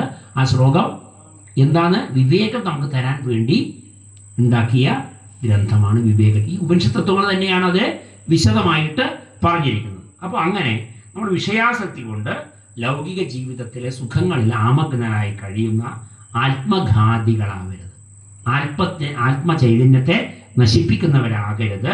മരിച്ചാൽ വെളിച്ചം കിട്ടാതെ ജനന മരണരൂപമായ സംസാര ചക്രത്തിൽപ്പെട്ട് കറങ്ങിക്കൊണ്ടിരിക്കുന്ന അവസ്ഥയും ആകരുത്. ഭഗവത്ഗീതയിൽ പറയും, 16-ാം അധ്യായത്തിൽ പറയും, എന്താ പറയുന്നത് ഞാൻ നേരത്തെ പറഞ്ഞു. ആസുരിം യോനിമാപന്ന മൂഢാ ജന്മനി ജന്മനി മാമപ്രാപ്യൈവ കൗന്ദേയ തതോ യാന്ത്യധമാം ഗതിം എന്ന് പറയും. എന്താ അർത്ഥം? ആസുര ജന്മത്തെ പ്രാപിക്കുന്ന മൂഢന്മാർ ജന്മം തോറും ഭഗവാനെ പ്രാപിക്കാതെ അധമഗതിയിലേക്ക് തന്നെ പോയിക്കൊണ്ടേയിരിക്കും. ഇത് ബൃഹദാരണ്യോപനിഷത്ത് പറയും. ഈശാവാസ്യത്തിൽ പറഞ്ഞ മാത്രമല്ല, ഭഗവത്ഗീതയിൽ പറഞ്ഞ മാത്രമല്ല, ബൃഹദാരണ്യോപനിഷത്ത് എന്ന രസോപനിഷത്തിൽപ്പെട്ട ഒന്നാണ്. അതിൽ പറയുന്നത് അനന്ത നാമത്തെ ലോക അന്ധേന തമസാവൃത താംസ്തേ പ്രേത്യാഭിഗച്ഛന്ത്യ വിദ്വാംസോ അബുധാജന എന്ന അല്പ വ്യത്യാസത്തോട് പറയുന്നത് അവിദ്വാംസോ ബുധാജന എന്ന് പറഞ്ഞാൽ ആത്മഹനോജന എന്നുള്ളൊരു ആശയം തന്നെയാണ്. നേരത്തെ നമ്മൾ പറഞ്ഞ ആത്മാവിനെ നശിപ്പിക്കുന്നു എന്ന് പറഞ്ഞ ആശയം തന്നെയാണ് രണ്ടാമത്തെ രൂപത്തിലൂടെ പറഞ്ഞിരിക്കുന്നത്. ഈ അറിവില്ലാത്ത ആളുകൾ അവിദ്യയെ ഉപാസിച്ചുകൊണ്ട് അവിവേക മനസ്സുകൊണ്ട് ആത്മജ്ഞാനം നേടാതെ ജീവിതത്തെ വ്യർത്ഥമാക്കി കഴിഞ്ഞുകൊണ്ട് അവരുടെ ജീവിതത്തെ പിന്നീടുള്ള ജന്മങ്ങളെയൊക്കെ ഇരുട്ടിലാക്കുന്നു. അതാണ് ശങ്കരാചാര്യ എന്ന് പറഞ്ഞേ, പുനരപി ജനനം പുനരപി മരണം പുനരപി ജനനീ ജഠരേ ശയനം ഇഹ സംസാരേ ബഹുദുസ്താരേ കൃപയാ പാരേ പാഹി മുരാരേ ഭജ ഗോവിന്ദം ഭജ ഗോവിന്ദം ഗോവിന്ദം ഭജ മൂഢമതേ എന്ന് പറഞ്ഞിരിക്കുന്നു. എല്ലാം ഒരേ തത്വം. പുനരഭി ജനനം പുനരഭി മരണം പുനരഭി ജനനീ ജഠരേ ശയനം. വീണ്ടും ജനിക്കുക, വീണ്ടും മരിക്കുക, വീണ്ടും അമ്മയുടെ ഗർഭപാത്രത്തിൽ കഷ്ടപ്പെടുക. ഇഹ സംസാരേ ബഹുദുസ്താരേ, കഷ്ടപ്പാടുകൾ അനുഭവിച്ചുകൊണ്ട് വീണ്ടും ഈ ലോകത്തിൽ ജീവിക്കുമ്പോൾ ആ ഭഗവാന്റെ കൃപയ്ക്കായിട്ട് എന്താ ചെയ്യേണ്ടത്? ഭജ ഗോവിന്ദം ഭജ ഗോവിന്ദം ഗോവിന്ദം ഭജ മൂഢമതേ. ഗോവിന്ദനെ തന്നെ ഭജിക്കുക, ഗോവിന്ദനെ അറിഞ്ഞ് ഭജിക്കുക എന്ന് ശങ്കരാചാര്യർ പറയുന്നതും ബൃഹദാരണ്യോപനിഷത്ത് പറയുന്നതും ഭഗവത്ഗീത പറയുന്നതും ഈശാവാസ്യോപനിഷത്ത് പറയുന്നതും എല്ലാം ഒന്നു തന്നെ. അപ്പൊ ഇത്രയൊക്കെ അറിവ് നമുക്ക് തന്നിട്ടുണ്ട്. പല രീതിയിലും ഈ ഗ്രന്ഥങ്ങളൊക്കെ ഒരേ കാര്യം വ്യത്യസ്തമായ സന്ദർഭങ്ങളിൽ ആചാര്യന്മാര് എഴുതി വെച്ചിട്ടുണ്ട്. അപ്പൊ ആ അറിവ് നമുക്ക് ഉൾക്കൊണ്ടുകൊണ്ട് നമ്മളെന്താ ചെയ്യേണ്ടത്? ഈ ആസുരീ വൃത്തി പറഞ്ഞിട്ട്, എന്താണ് ആസുരീ വൃത്തി എന്ന് പറഞ്ഞിട്ട് നമ്മൾ ആ ആസുരീ വൃത്തിയെ ഒന്ന് മാറ്റി ജീവിതം നന്നാക്കിയിട്ട് ദൈവിക വൃത്തിയിലേക്ക് കൊണ്ടുപോകുവാൻ നമുക്ക് സാധിക്കണം. വെറും നമ്മൾ എന്താകരുത്? ഞാൻ നേരത്തെ പറഞ്ഞ 4 കർമ്മങ്ങൾ ചെയ്ത് ജീവിക്കുന്നവരെ ആയിക്കൂടാ. അടുത്ത 4-ാമത്തെ ശ്ലോകം നോക്കാം. ഇതാണ് അതിന്റെ ഫലം എന്ന് പറഞ്ഞു. എന്ത്? പ്രവൃത്തി മാർഗമോ നിവൃത്തി മാർഗമോ സ്വീകരിക്കാത്തവർക്ക് വരുന്ന അവസ്ഥ പറഞ്ഞു. അടുത്ത പറയാണേ, അനേജദേകം മനസോ ജവീയോ നൈനദ്ദേവ ആപ്നുവൻ പൂർവമർഷത് തദ്ധാവതോന്യാനത്യേതിഷ്ഠത് തസ്മിന്നപോ മാതരിശ്വാദധാതി. അനേജദേകം മനസോ ജവീയോ നൈനദ്ദേവോ ആപ്നുവൻ പൂർവമർഷത് തദ്ധാവതോന്യാനത്യേതിഷ്ഠത് തസ്മിന്നപോ മാതരിശ്വാദധാതി എന്ന് പറയാണ്. അടുത്ത പറയാണ്, സ്ഥിരവും ഏകവുമായ ആത്മാവ്. ഈ ആത്മാവ് സ്ഥിരം. നമ്മുടെ ഉള്ളിൽ ആത്മചൈതന്യം എന്താണ്? സ്ഥിരമാണ്. അതിന് യാതൊരു തരത്തിലും അടക്കമില്ല. നമുക്ക് ശരീരത്തിനാണ് അടക്കം. ആത്മചൈതന്യത്തിന് ഒരു മാറ്റവുമില്ല. ആ ആത്മചൈതന്യം ഏകമാണ്. മനസ്സിനേക്കാൾ വേഗതയുള്ളതാണെന്ത്? ആത്മചൈതന്യം. മനസ്സിന് നല്ല വേഗതയുണ്ട്. ആ മനസ്സിനേക്കാളും വേഗതയുള്ളതാണെന്ത്? ആത്മചൈതന്യം. ആ ആത്മചൈതന്യം മുമ്പ് തന്നെ പോയിട്ടുള്ള എല്ലായിടത്തും വ്യാപിച്ചിരിക്കുന്ന ഇതിനെ ഇന്ദ്രിയങ്ങൾക്ക് പ്രാപിക്കാൻ സാധിക്കുന്നില്ല. ഈ ആത്മചൈതന്യം എല്ലായിടത്തും ഉണ്ട്. ഈ എല്ലായിടത്തുമുള്ള ഈ ആത്മചൈതന്യത്തെ അറിയുവാൻ ഇന്ദ്രിയങ്ങൾക്ക് പരിമിതിയുണ്ട്. കണ്ണ്, മൂക്ക്, നാക്ക്, ചെവി, ത്വക്ക് എന്നീ പഞ്ചേന്ദ്രിയങ്ങൾക്കും വാക്ക്, കയ്യ്, കാല്, പായു, ഉപസ്ഥം എന്നീ കർമ്മേന്ദ്രിയങ്ങൾ, ഈ 5 ഇന്ദ്രിയങ്ങളാണ് നമുക്കുള്ളത്. കർമ്മേന്ദ്രിയങ്ങളും ജ്ഞാനേന്ദ്രിയങ്ങളും, ഈ 2 തരത്തിലുള്ള 10 ഇന്ദ്രിയങ്ങളെ കൊണ്ടും ഈ ആത്മചൈതന്യം പോയിടത്തെല്ലാം പോകാൻ പറ്റില്ല. എന്ന് പറഞ്ഞാൽ എന്താ പറയാ, ഇന്ദ്രിയങ്ങൾ കൊണ്ട് ആത്മചൈതന്യത്തെ അറിയുവാൻ പ്രയാസമാണ്. ഇന്ദ്രിയങ്ങളെ കൊണ്ട് ആത്മചൈതന്യത്തെ അറിയാൻ പറ്റും. കണ്ണുകൊണ്ട് തുറന്നിട്ടോ, കാതുകൊണ്ട് കേട്ടിട്ടോ, പിന്നെയോ മൂക്കുകൊണ്ട് മണത്തിട്ടോ, നാവ് കൊണ്ട് രുചിച്ചിട്ടോ, കൈകൊണ്ട് സ്പർശിച്ചിട്ടോ, വാക്കുകൊണ്ടോ, കൈ കൊണ്ടോ, കാലുകൊണ്ടോ, ജനനേന്ദ്രിയം കൊണ്ടോ, മലദ്വാരം കൊണ്ടോ എന്തറിയാൻ പറ്റില്ല? ആത്മചൈതന്യത്തെ അറിയാൻ പറ്റില്ല. പറ്റുമോ? ഇല്ല. ആത്മചൈതന്യത്തെ അറിയാൻ ഈ ഇന്ദ്രിയങ്ങൾക്ക് പരിമിതിയുണ്ട്. കാരണം ഇന്ദ്രിയങ്ങൾ അവിടെ എത്തില്ല. അതുകൊണ്ടാണ് ഇന്ദ്രിയ വേദ്യമല്ല എന്ന് ആചാര്യന്മാർ പറയും. ഈശ്വര ചൈതന്യം എന്നത് ഇന്ദ്രിയ വേദ്യമല്ല.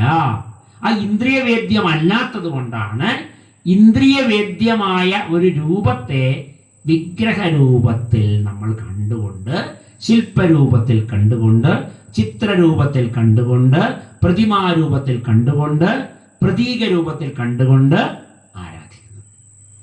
മനസ്സിലായില്ലേ? അപ്പോൾ സാധാരണഗതിയിൽ മഹർഷിമാർക്ക്, ജ്ഞാനികൾക്ക് എന്ത് വേണ്ട? അത് വേണ്ട. സത്യയുഗത്തിലെ ജ്ഞാനികൾ തപസ് മുമ്പിൽ വിഗ്രഹം വെച്ചിട്ടുണ്ടോ? ഇല്ല. നൈമിഷാരണ്യത്തിലെ സൂതൻ കഥ പറയുമ്പോൾ അവിടെ വിളക്ക് കത്തിച്ചിട്ട് ഫോട്ടോ വെച്ചിട്ടുണ്ടോ? ഇല്ല.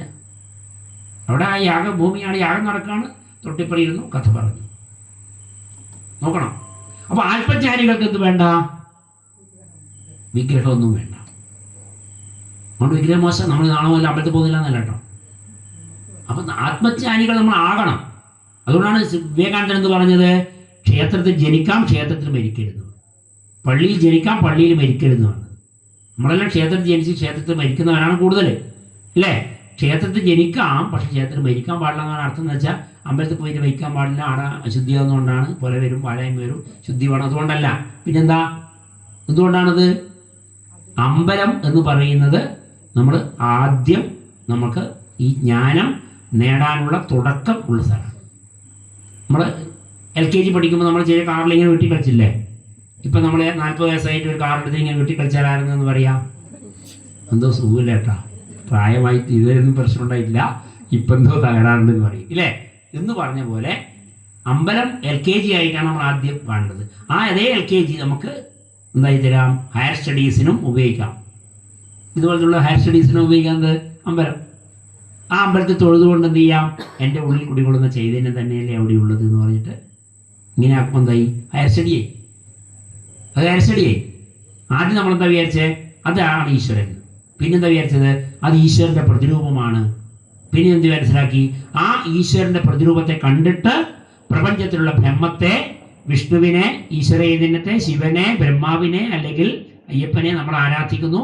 ആ രൂപം കണ്ടിട്ട് ആ രൂപം പ്രതിനിധാനം ചെയ്യുന്ന ഈശ്വരനെയാണ് നമ്മൾ ആരാധിക്കുന്നത്. ഇതുപോലെ ഗ്ലോബ് കണ്ടിട്ട് ഭൂമിയെക്കുറിച്ച് പഠിക്കുന്ന പോലെ, ഗ്ലോബ് ഭൂമിയല്ലല്ലോ, ഗ്ലോബ് കണ്ടിട്ട് അക്ഷാംശ രേഖാംശം ഇങ്ങനെ വരഞ്ഞ് കാണിക്കും. ഇത് തെക്കേ അമേരിക്കാന്ന് വടക്കേ അമേരിക്കാന്ന് തിരിച്ച് കാണിക്കുമല്ലോ ടീച്ചർ. നമുക്ക് ടീച്ചർ പഠിപ്പിച്ചില്ലേ?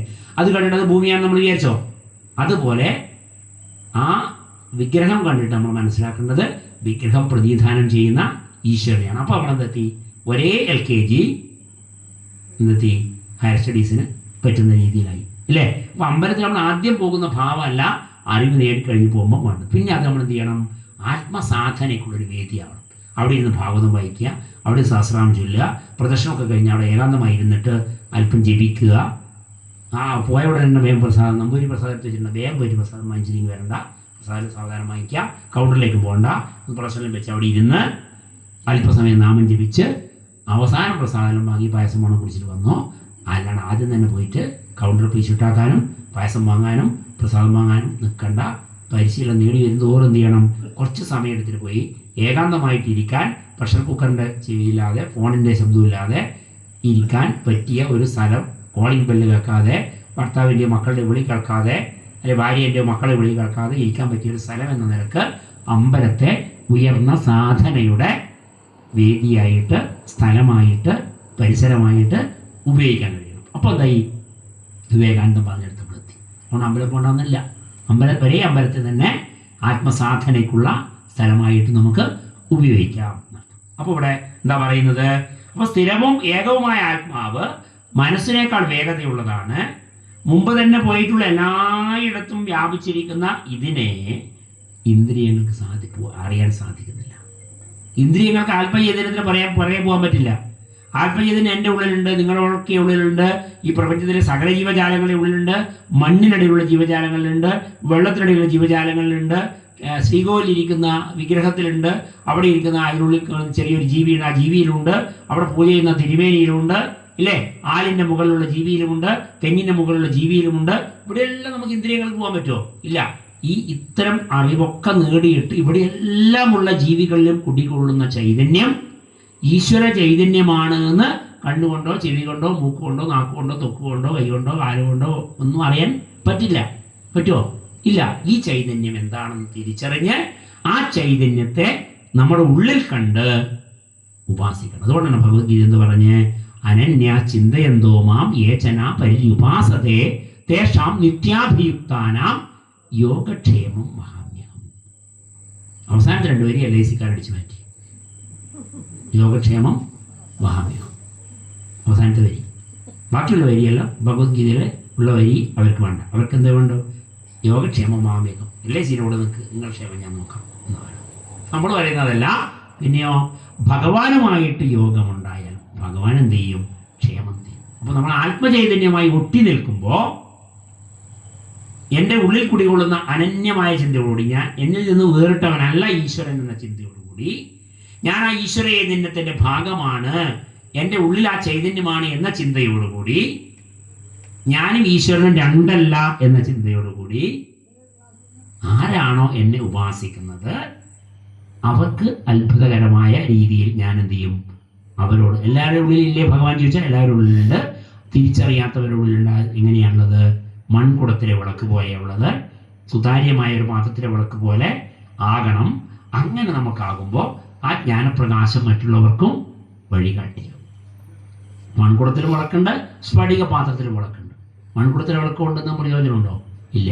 സ്ഫടിക പാത്രത്തിൽ വിളക്കുണ്ടോ? ചുറ്റുപാടും പ്രകാശം ഉണ്ടാവും, ഇല്ലേ? അങ്ങനെ നമ്മൾ പുറത്തും പ്രകാശം പരത്തുന്നവരായി തീരണം എന്ന് പറയാണേ. ഇനി ഇന്ദ്രിയങ്ങളെയും മനസ്സിനെയും അതിക്രമിക്കുന്ന, ഇളകാതെ വെള്ളത്ത് നിൽക്കുന്ന നിത്യചൈതന്യ സ്വരൂപമായ ആത്മാവിൻ്റെ ശക്തി കൊണ്ടാണ് പ്രാണൻ പ്രാണികളുടെ ചേഷ്ടാരൂപമായ കർമ്മങ്ങൾ നടത്തുന്നത്.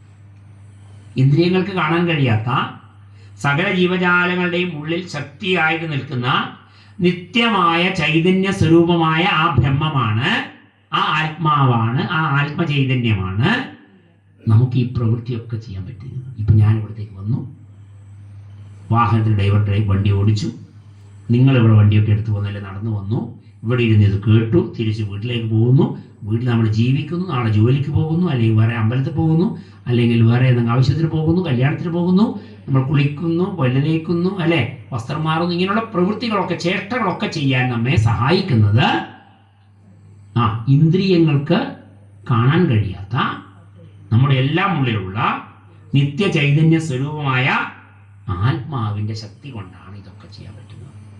യഥാർത്ഥം എനിക്ക് ഈ കാര്യമൊക്കെ ഞാൻ ശ്ലോകം കൊണ്ട് പഠിച്ച് മനസ്സിലാക്കി.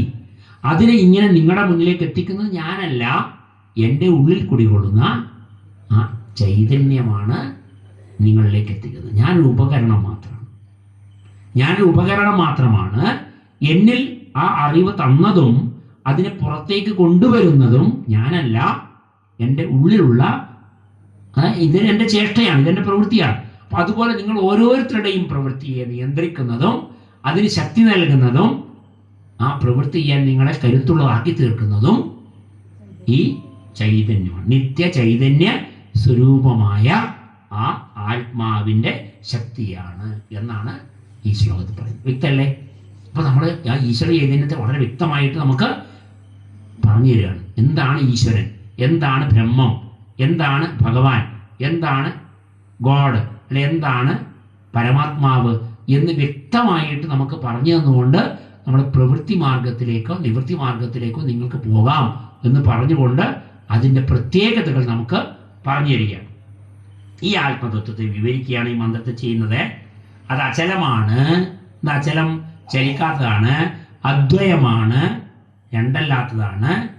അത് ഭാഗവത്തിൽ പറയും. വദന്തി തത്വവിദഃ യത്തത്വം യജ്ഞാനമദ്വയം ബ്രഹ്മേതി പരമാത്മേതി ഭഗവാനിതി ശബ്ദതേ എന്ന് ഭാഗവതവും പറയും.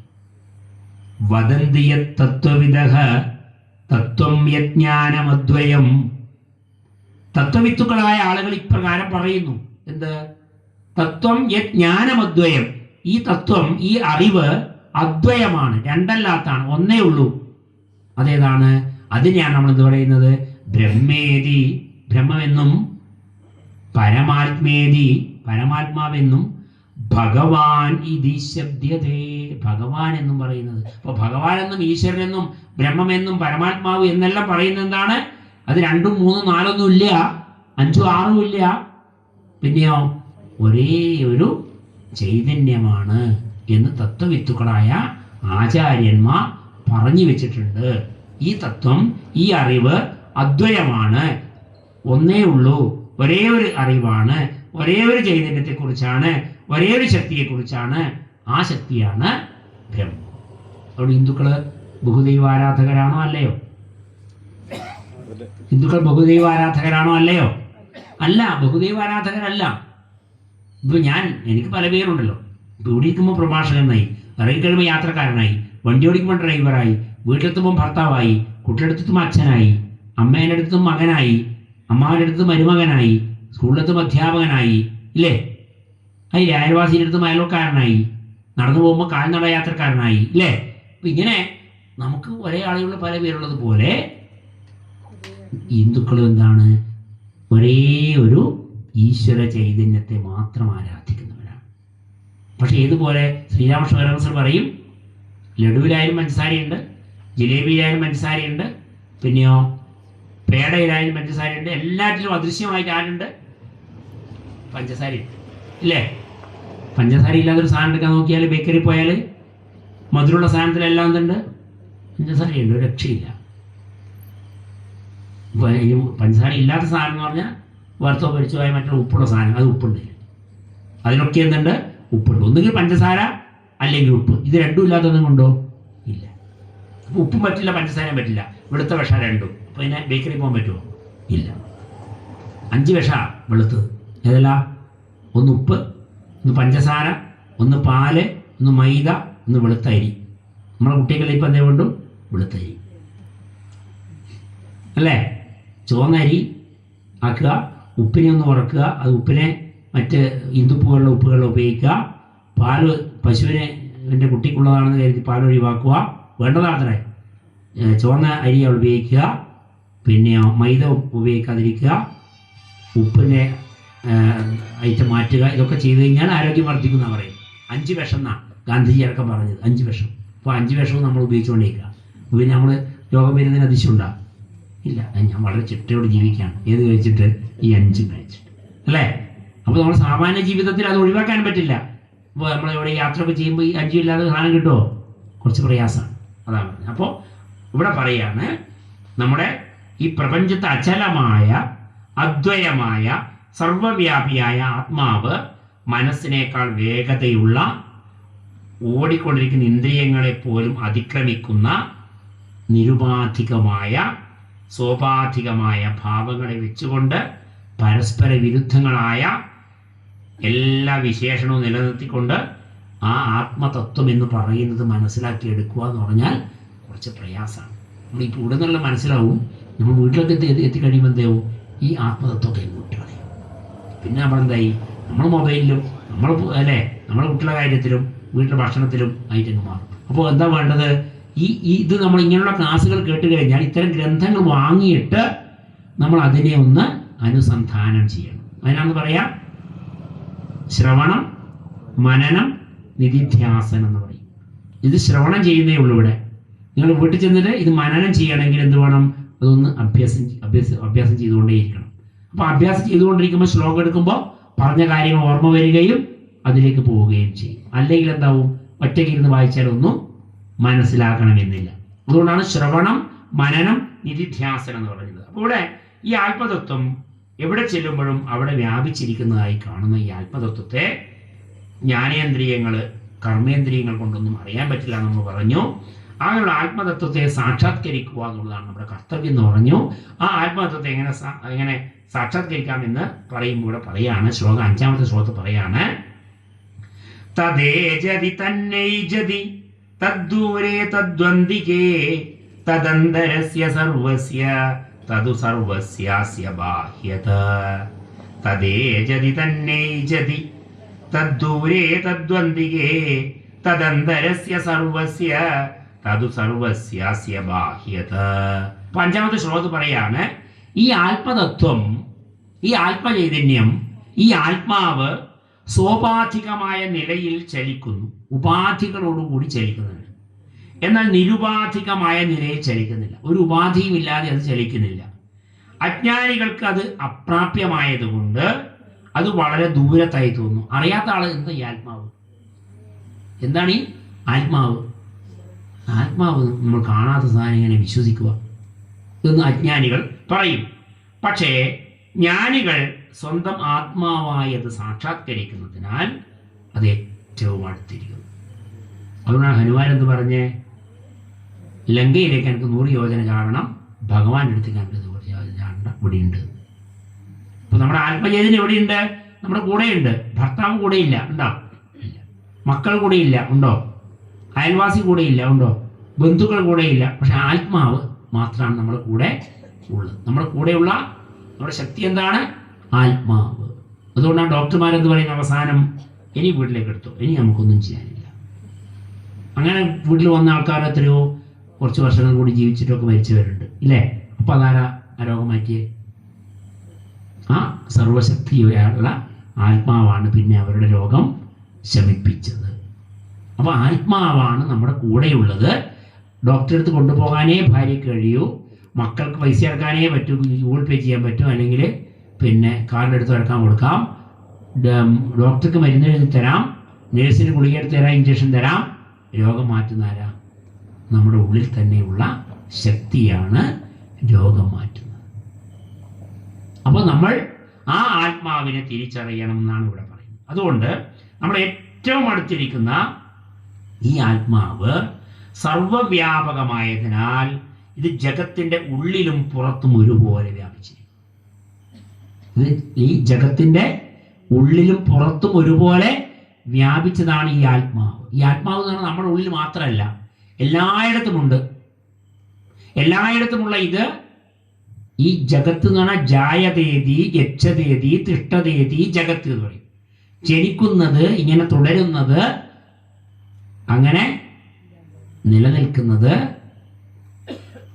പോകുന്നത്, നിൽക്കുന്നത് എന്ത്? ജഗത്ത് എന്ന് പറയും. ആ ജഗത്തിന്റെ ഉള്ളിലും പുറത്തും ഈ പ്രപഞ്ചം മുഴുവൻ നമ്മൾ കൈവെക്കുന്ന ആകാശത്തിലും ഈ സകല ചരാചരങ്ങളുടെ ഉള്ളിലും നിറഞ്ഞു നിൽക്കുന്ന ഒരു ചൈതന്യമാണെന്ത്? ആത്മാവ്. ആ ആത്മചൈതന്യത്തെ നമ്മളെങ്ങനെ മനസ്സിലാക്കുക? ഇത് നിശ്ചലമാണ്, നിഷ്ക്രിയമാണ്, നിർവികാരമാണ്, ഇന്ന് ബ്രഹ്മതത്വം ഉപാധി ഉള്ളതാണ് എന്ന് നമ്മൾ വിചാരിക്കുമ്പോൾ എന്താണ് അതിൻ്റെ ഉപാധി എന്ന് മനസ്സിലാക്കണം. അപ്പോൾ അതാണ് കർത്താവും ഭോക്താവും ഉണ്ട്. ഇപ്പം ചെയ്യുന്നയാൾ, ഇപ്പം ഇത് പ്രഭാഷണം ചെയ്യുന്ന ആൾ കർത്താവ്, അത് കേൾക്കുന്ന നിങ്ങൾ ഭോക്താവ്, ഭക്ഷണം തരുന്ന അമ്മയോ ഭാര്യയോ ആരാന്ന് വെച്ചാൽ അയാൾ കർത്താവ്, അത് കഴിക്കുന്നയാൾ ഭോക്താവ്. മനസ്സിലായി? കർത്താവ് ഭോക്താവ് മനസ്സിലാക്കണം. അപ്പോൾ കർത്താവും ഭോക്താവും സവികാരവും എന്ന പോലെ തോന്നുന്നു.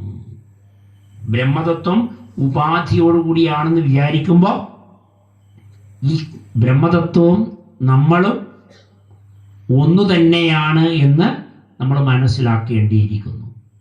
ശരിക്കും ബ്രഹ്മം എന്ന് പറഞ്ഞാൽ ആരാ? നമ്മൾ തന്നെയാണ്. അതുകൊണ്ടാണ് വാസുദേവൻ എന്നൊരു പദമുണ്ട് ഭാഗവതത്തിൽ. എന്താ പദം? വാസുദേവൻ എന്ന പദം. ആ വാസുദേവൻ എന്നുള്ള പദം നമ്മൾ വിചാരിക്കുന്നത് വസുദേവന്റെ പുത്രനായതുകൊണ്ടാണ്. നമ്മുടെ ഉള്ളിൽ വസിക്കുന്ന ദേവൻ എന്ന് അതിനർത്ഥമുണ്ട്. ആ ദേവന്റെ ഉള്ളിൽ വസിക്കുന്ന നാം എന്നും അർത്ഥമുണ്ട്. നോക്കണം, എല്ലാവരുടെയും ഉള്ളിൽ വസിക്കുന്ന ദേവൻ വാസുദേവൻ. എല്ലാവരും വസിക്കുന്നത് ആരിലാണോ ആ ദേവൻ വാസുദേവൻ. അപ്പൊ നമ്മൾ എവിടെയാണ് വസിക്കുന്നത്? ബ്രഹ്മത്തിൽ. ഇവിടെ ഭഗവാനല്ല, അത് ഭാഗവത്തിൽ ഭഗവാൻ. ഇവിടെ നമ്മളെങ്ങനെ പറയും? ബ്രഹ്മത്തിലാണ് നമ്മൾ വസിക്കുന്നത്. നമ്മുടെ ഉള്ളിലും ബ്രഹ്മമാണ്. അതാണ് ഉള്ളിലും പുറത്തും ആ ആത്മചൈതന്യമുണ്ട് എന്ന് പറഞ്ഞത്. അപ്പോൾ വാസുദേവൻ എന്നുള്ള പദം അതിന് ഏറ്റവും എളുപ്പമാണ്. അതുകൊണ്ടാണ് ഭഗവത്ഗീതയിലെ 7-ാം അധ്യായത്തിലെ ഒരു 19-ാമത്തെ ശ്ലോകമുണ്ട്. ആ ശ്ലോകം പറയുന്നത് ബഹൂനാം ജന്മനാമന്തേ ജ്ഞാനവാൻമാം പ്രപദ്യതേ വാസുദേവ സർവമിതി സ മഹാത്മാ സുദുർലഭ. ബഹൂനാം ജന്മനാമന്തേ, ശങ്കരാചാര്യർ പറഞ്ഞ പോലെ കുറേ പുനരഭിജനനവും പുനരഭിമരണവും പുനരഭിജനനീ ജഡരേശയനവും കഴിഞ്ഞിട്ട് ഈ സംസാരേ ബഹുദുസ്താരേ കൃപാതരു ഭഗവാനെ എന്ന് അഭ്യർത്ഥിച്ച് ഇങ്ങനെ ജീവിച്ചിട്ട് കുറേ ജന്മം എടുത്തതിന് ശേഷം ഒരു ജ്ഞാനി ഉണ്ടാകും. വാസുദേവ സർവവിധി. അയാളെന്ന് മനസ്സിലാക്കും? പ്രപഞ്ചം മുഴുവനും വാസുദേവനാണ്. നേരത്തെ പറഞ്ഞ അർത്ഥത്തിൽ മനസ്സിലാക്കും. എല്ലാവരിലും ആ ദേവനാണ് വസിക്കുന്നത്. എല്ലാവരും ആ ദേവനിലാണ് വസിക്കുന്നത്. ആ ദേവൻ തന്നെ വാസുദേവനാണ് എന്ന് മനസ്സിലാക്കുന്ന സമഹാത്മ. അത്തരം മഹാത്മാക്കൾ സുദുർലഭം. ദുർലഭം എന്ന് പറഞ്ഞാൽ അതിനെന്താ? വളരെ കുറവ്. സുദുർലഭ എന്ന് പറഞ്ഞാലോ വളരെ വളരെ കുറവാണ്. അപ്പൊ നമുക്ക് ഈ ജന്മത്തിൽ തന്നെ ആ മഹാത്മാവായി മാറിക്കൂടെ? അതിനാണ് എന്ത് പഠിക്കുന്നത്? ഈശാവാസ്യ ഉപനിഷത്ത് പഠിക്കുന്നത്. നമ്മൾ ഈ ജന്മം നമ്മൾ വാസുദേവനാണ് മുഴുവൻ എന്ന് മനസ്സിലാക്കണം. അപ്പൊ നമുക്ക് എന്ത് ചെയ്യരുത്? ആരോടും വിരോധം വേണ്ട. പക്ഷെ നമ്മൾ എന്ത് ചെയ്യും? ഭർത്താവ് വിരോധം വേണ്ടാന്ന് വിചാരിക്കുമ്പോൾ നിങ്ങൾ നമ്മുടെ വിരോധമുള്ള ആളെ കല്യാണത്തിന് പോയി അല്ലേ, നിങ്ങളെ എനിക്ക് മനസ്സിലായി, അതുകൊണ്ട് ഭാര്യ കിടക്കുകയും ധാരണ എടുത്തിട്ട് പോയി കിടക്കും.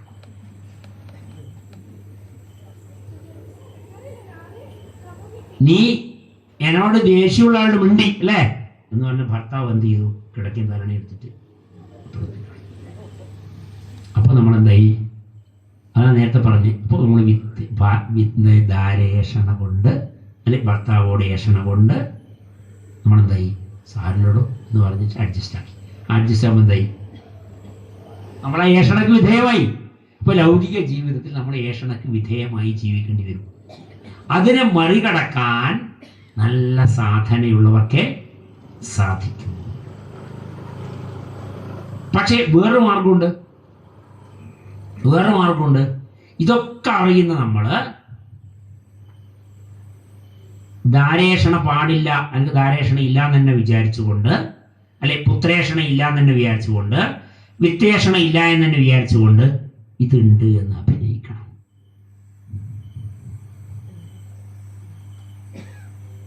സിദ്ധാനന്ദ സ്വാമി ഭഗവത്ഗീതയിലെ 2-ാം അധ്യായത്തിലെ ക്രോധാദ്ഭവതി സമ്മോഹ സമ്മോഹ സ്മൃതി വിഭ്രമ സ്മൃതിഭ്രംശാൽ ബുദ്ധിനാശോ ബുദ്ധിനാശാൽ പ്രണശ്യതി എന്ന ശ്ലോകം എടുക്കുമ്പോ മുമ്പിരിക്കുന്ന ആളുടെ ചൂടായിത്തല്ലേ. മുമ്പിരിക്കുന്ന ആളുടെ ചൂടായി, ദേഷ്യപ്പെട്ടു. എന്താ ശ്രദ്ധിക്കാതിരിക്കുന്നത്? ഞാൻ കുറെ സമയം നിങ്ങൾ നിരീക്ഷിക്കുന്നത്, നിങ്ങൾ സംസാരിച്ചുകൊണ്ടിരിക്കുകയാണ്, ഞാനിവിടെ പറയുന്നതല്ല നിങ്ങൾ ശ്രദ്ധിക്കുന്നു എന്നൊക്കെ പറഞ്ഞ് ചാടിക്കയറി ഒരാളുടെ ഒരു ശ്രോതാവിനോട് ചൂടായി. സ്വാമിക്കുന്ന പറ്റി ഇയാൾ ഭഗവത്ഗീതയിലും പഠിപ്പിച്ചിട്ട് കുറച്ച് കഴിഞ്ഞ് സ്വാമി പറഞ്ഞത്രേ, ഇപ്പൊ ഞാൻ പറഞ്ഞതുപോലെ അഭിനയിക്കാം, പക്ഷെ ഉള്ളിൽ നമുക്ക് എന്ത് ചെയ്യരുത്? ക്രോധം ഉണ്ടാകരുത്. അത് പഠിപ്പിക്കാൻ വേണ്ടിയിട്ട് അദ്ദേഹം എന്ത് ചെയ്തു? അഭിനയിച്ചു. അതുപോലെ നമുക്ക് എന്ത് ചെയ്യാം? ധാരേഷണയുണ്ട്, ഭാര്യയെ ബോധിപ്പിക്കും. ഭർത്താവോട് ഏഷണയുണ്ട്, പുത്രേഷണയുണ്ട്, അഭിനയിക്കാം. അതുകൊണ്ടാണ് വൈലപ്പള്ളി പറഞ്ഞത്, ജീവിതത്തിൽ നയം എത്ര വേണം, അഭിനയം എത്ര വേണം. ജീവിതത്തിൽ എന്ത് വേണം? നയവും വേണം, അഭിനയവും വേണം. ചിലപ്പോൾ നിങ്ങൾ കളറാന്നൊക്കെ പറയും, അല്ലെ നീ കള്ളത്തിയാന്നൊക്കെ പറയും. പക്ഷേ നമ്മൾ എന്ത് ചെയ്യേണ്ടി വരും? ഇതൊക്കെ കുറക്കണമെങ്കിൽ മറ്റുള്ളവരുടെ വിരോധമുണ്ട് എന്ന് അഭിനയിച്ചുകൊണ്ട് നയം, അതാണ് നയം, അഭിനയമാണ് നയം. അപ്പം നമുക്ക് ജീവിച്ചു പോകാൻ കഴിയും. ചിലപ്പോൾ നമ്മൾ അത്തരത്തിൽ കാര്യങ്ങൾ ചെയ്തുകൊണ്ട് ഈ ആത്മജ്ഞാനം നേടാനുള്ള മാർഗത്തിൽ പോകണം. അതുകൊണ്ടാണ് ഉദിച്ചേതിൻ്റെ സ്വാമിജി പറഞ്ഞത്, ഭാര്യ ഭർത്താവ് അടിയുണ്ടെങ്കിൽ ആധ്യാത്മികമായിട്ട് രണ്ടാക്കും വരാൻ പറ്റും.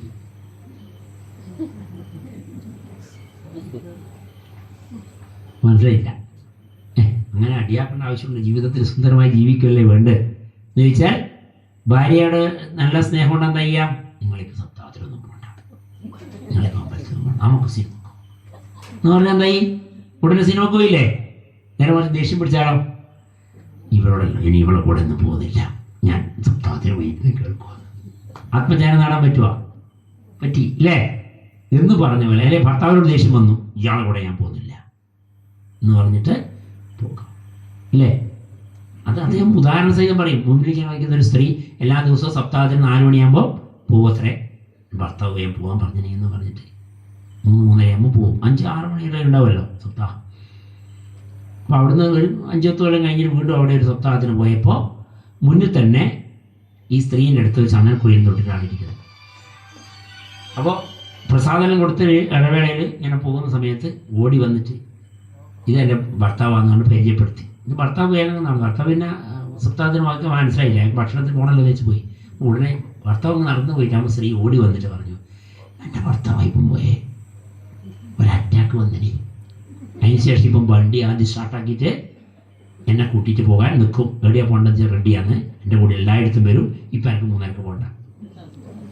അതുകൊണ്ട് അറ്റാക്ക് വരെ കാത്തുക്കണ്ടല്ലോ, വേണ്ട.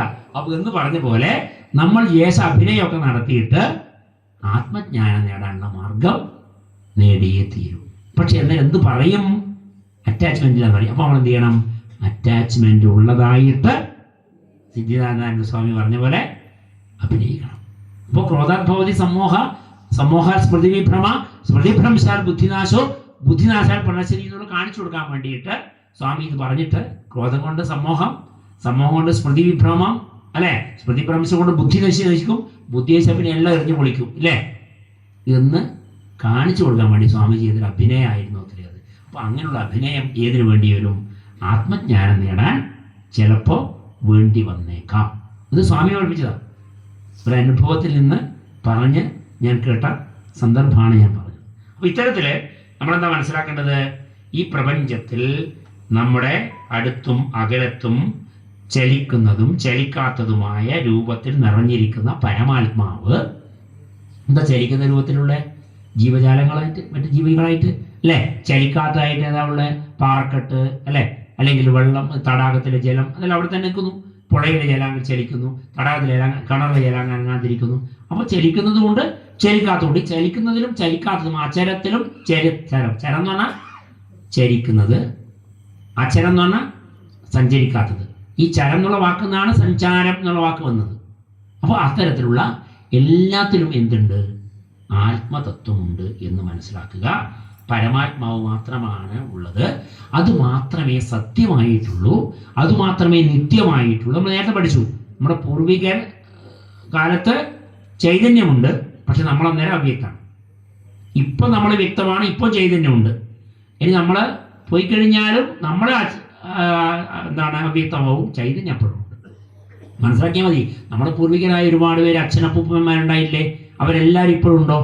ഇല്ല. അവരന്ന് ജീവിച്ചിരുന്നില്ലേ? അവർ ചൈതന്യം ഉണ്ടായിട്ടില്ലേ? ഉണ്ട്. ഇപ്പൊ നമ്മൾ ജീവിക്കുന്നില്ലേ? നമ്മൾ ചൈതന്യമില്ലേ? ഉണ്ട്. നമ്മൾ മരിച്ചാലും നമ്മുടെ മക്കൾ ഇവിടെ ജീവിക്കില്ലേ? അവരിൽ ചൈതന്യം ഉണ്ടാവില്ലേ? ഉണ്ട്. അപ്പൊ അന്നും ഇന്നും എന്നും എന്തുണ്ട്? നിത്യമായ ആത്മചൈതന്യമുണ്ട്. പക്ഷേ നമ്മളില്ല. നമ്മളെന്ത്? താൽക്കാലിക. അത് ഞാൻ പറഞ്ഞത്, നമ്മൾ താൽക്കാലിക സത്യമാണ്. നിത്യമായത് മാത്രമേ സത്യമാവൂ. സത്യമായതാണെന്ത്? ഈശ്വർ. അതാണ് God is truth, truth is God എന്ന് മഹാത്മജി പറഞ്ഞത്. ഇതെല്ലാം വളരെ വ്യക്തമായിട്ട് നമ്മൾ അങ്ങോട്ടും ഇങ്ങോട്ടും കണക്ട് ചെയ്ത് മനസ്സിലാക്കുമ്പോൾ, ബന്ധിപ്പിച്ച് മനസ്സിലാക്കുമ്പോൾ യഥാർത്ഥ ജ്ഞാനം നേടാൻ നമുക്ക് സാധിക്കും.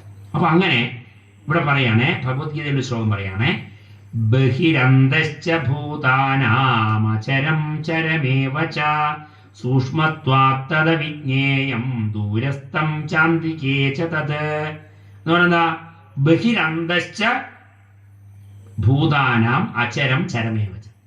പുറത്തും അകത്തും ചലിക്കുന്ന വസ്തുക്കളിലും ചലിക്കാത്ത വസ്തുക്കളിലും സൂക്ഷ്മാത്വാദത വിജ്ഞേയം, സൂക്ഷ്മമായ രൂപത്തിൽ ഉള്ള ആത്മാവ് ദൂരത്താണ് എന്ന് നമുക്ക് തോന്നുമെങ്കിലും ഏറ്റവും അടുത്താണ് ആര്?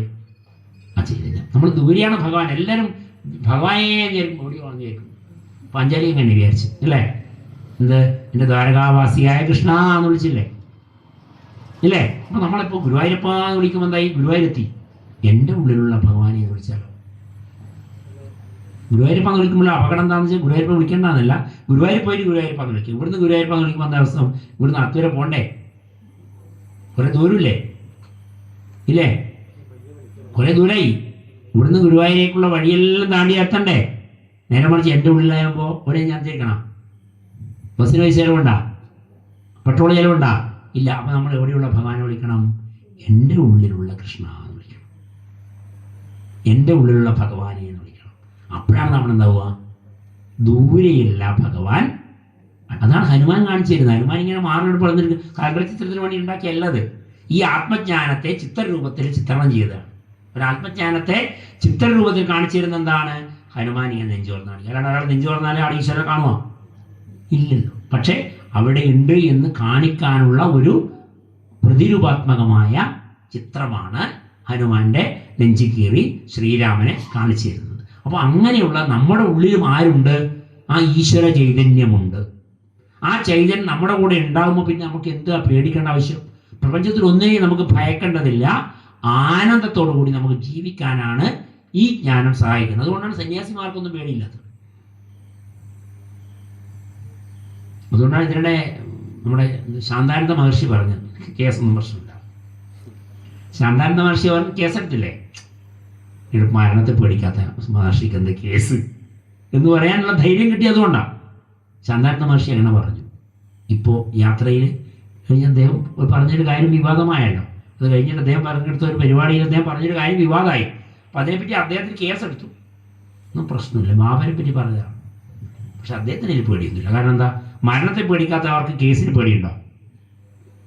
ഒന്നുമില്ല. അപ്പൊ ആ ധൈര്യം എവിടെ നിന്ന് കിട്ടി? ആത്മജ്ഞാനത്തെ കിട്ടി. ആത്മജ്ഞാനം ധൈര്യം തരും. അപ്പൊ നമുക്ക് എന്തുകൊണ്ടാണ് ധൈര്യമില്ലാത്തത്? ആത്മജ്ഞാനമില്ല. ഞാൻ ആരാണെന്ന് തിരിച്ചറിയാത്തത് കൊണ്ടാണ് പേടി പേടി പേടി എന്ന് പറയുന്നത്. ഇപ്പോൾ കഴിഞ്ഞ ദിവസം എൻ്റെ സ്കൂളിൽ 2-3 അധ്യാപകർ, പ്രിൻസിപ്പാൾ 2-3 അധ്യാപകരുണ്ട്. മരണം പേടിയല്ല. എൻ്റെ ബന്ധുക്കളെ എന്താ ചെയ്യുക? എൻ്റെ ഭാര്യയും എൻ്റെ ഭർത്താവും മൂലം എന്താ ചെയ്യുക? ഞാൻ പറഞ്ഞു, ഒരു വാഴപ്പഴം നമ്മൾ കഴിക്കുമ്പോൾ ആ വാഴയുണ്ടോ? ആ വാഴ അതിൻ്റെ കന്ന് ആരെങ്കിലും മാറ്റി നടുന്ന് വിചാരിച്ചിട്ടാണോ മരിക്കുന്നത്? അല്ലല്ലോ. ഒരു തുളസിയിലെ അതിലെ പൂവ് വന്നു കഴിഞ്ഞാൽ പൂ നുള്ളിക്കളഞ്ഞാലേ തുളസി നിൽക്കൂ. പൂ അവിടെ തന്നെ വെച്ച് കഴിഞ്ഞാൽ തുളസി വേഗം അതിൻ്റെ ജീവിതം കഴിഞ്ഞ് തുടങ്ങി, അത് പോയി വിത്ത് വിതരണം. ഒരു പന പൂത്ത് കഴിഞ്ഞാൽ പനയുടെ ജന്മം കഴിഞ്ഞു, വിത്ത് വിതരണം കഴിഞ്ഞു. അത് അവരൊന്നും ദുഃഖിക്കുന്നില്ലല്ലോ. അവരൊന്നും വാഴ ദുഃഖിക്കുന്നുണ്ട്. അപ്പം നമ്മൾ വാഴ പോലെ ആകണം എന്ന് പറയും. ഇപ്പം നമ്മുടെ ജീവിതത്തിൽ വായ കീറിയാൽ കയറിയുണ്ടാവും എന്ന് പറഞ്ഞാൽ പറയപ്പെട്ട പന്തലുകുലത്തിലെ കഥ വെറുതെയല്ല. നമ്മളതൊന്നും ചിന്തിച്ചിട്ട്, മക്കളെക്കുറിച്ചോ ഭർത്താവിനെക്കുറിച്ചോ ഒന്ന് ചിന്തിച്ചിട്ട്, അതാണ് അറ്റാച്ച്മെൻറ്റ്. ആ അറ്റാച്ച്മെൻറ്റാണ് കുറക്കാനാണ് എന്ത് ചെയ്യുന്നത്? ജ്ഞാനം നേടേണ്ടത് എന്നാണ്. അപ്പോൾ ഇവിടെ പറയാണ്, ഈശ്വരൻ അകലെ ഇരിക്കുന്നിടത്തോളം കാലം, ഇതിനൊന്ന് വ്യക്തമായിട്ട് പറയണേ, അദ്ദേഹം കറുത്തതായി കാണപ്പെടും, കടലിലെ വെള്ളം പോലെ. അങ്ങനെ അകലെയായിട്ട് ഇങ്ങനെ നമ്മൾ കാണാത്ത ഈശ്വര സ്വരൂപം ശരിക്കും അറിഞ്ഞിരിക്കുമ്പോൾ അതെന്തായിരിക്കും? കറുത്തതുമല്ല ചെറുതുമല്ല. ഈശ്വരൻ്റെ അടുത്തെത്തിയവരോ അവർക്ക് ഭക്തി ഉണ്ടാകും. തൻ്റെ ഉള്ളിൽ തന്നെ കാണാൻ കഴിഞ്ഞാലോ ഒക്കെയായി. ഇത് കാണുന്നതിന് വേണ്ടിയാണ് ഈ സാധന എന്ന് മനസ്സിലാക്കിയാലോ, ഈ സാധനയ്ക്ക് വേണ്ടിയാണ് ശരീരം എന്ന് മനസ്സിലാക്കിയാലോ, എന്നാൽ ഈശ്വരൻ അകത്ത് മാത്രമല്ല അകത്തും പുറത്തുമുണ്ട് എന്ന് മനസ്സിലാക്കിയാലോ, നമ്മൾ ഈശ്വര ചൈതന്യത്തിൻ്റെ അകത്താണ് നമ്മൾ ജീവിക്കുന്നത്. ഈശ്വര ചൈതന്യത്തിന് അകത്താണ് നമ്മൾ ജീവിക്കുന്നത് എന്ന് മനസ്സിലാക്കുക. നമ്മൾ അകത്തും പുറത്തും എന്താണ്? ഈശ്വര ചൈതന്യമാണ്. ഇപ്പൊ നമ്മൾ എവിടെയുള്ളത്? ഈശ്വര ചൈതന്യത്തിലാണ് നമ്മളുള്ളത്. അതുകൊണ്ടാണ്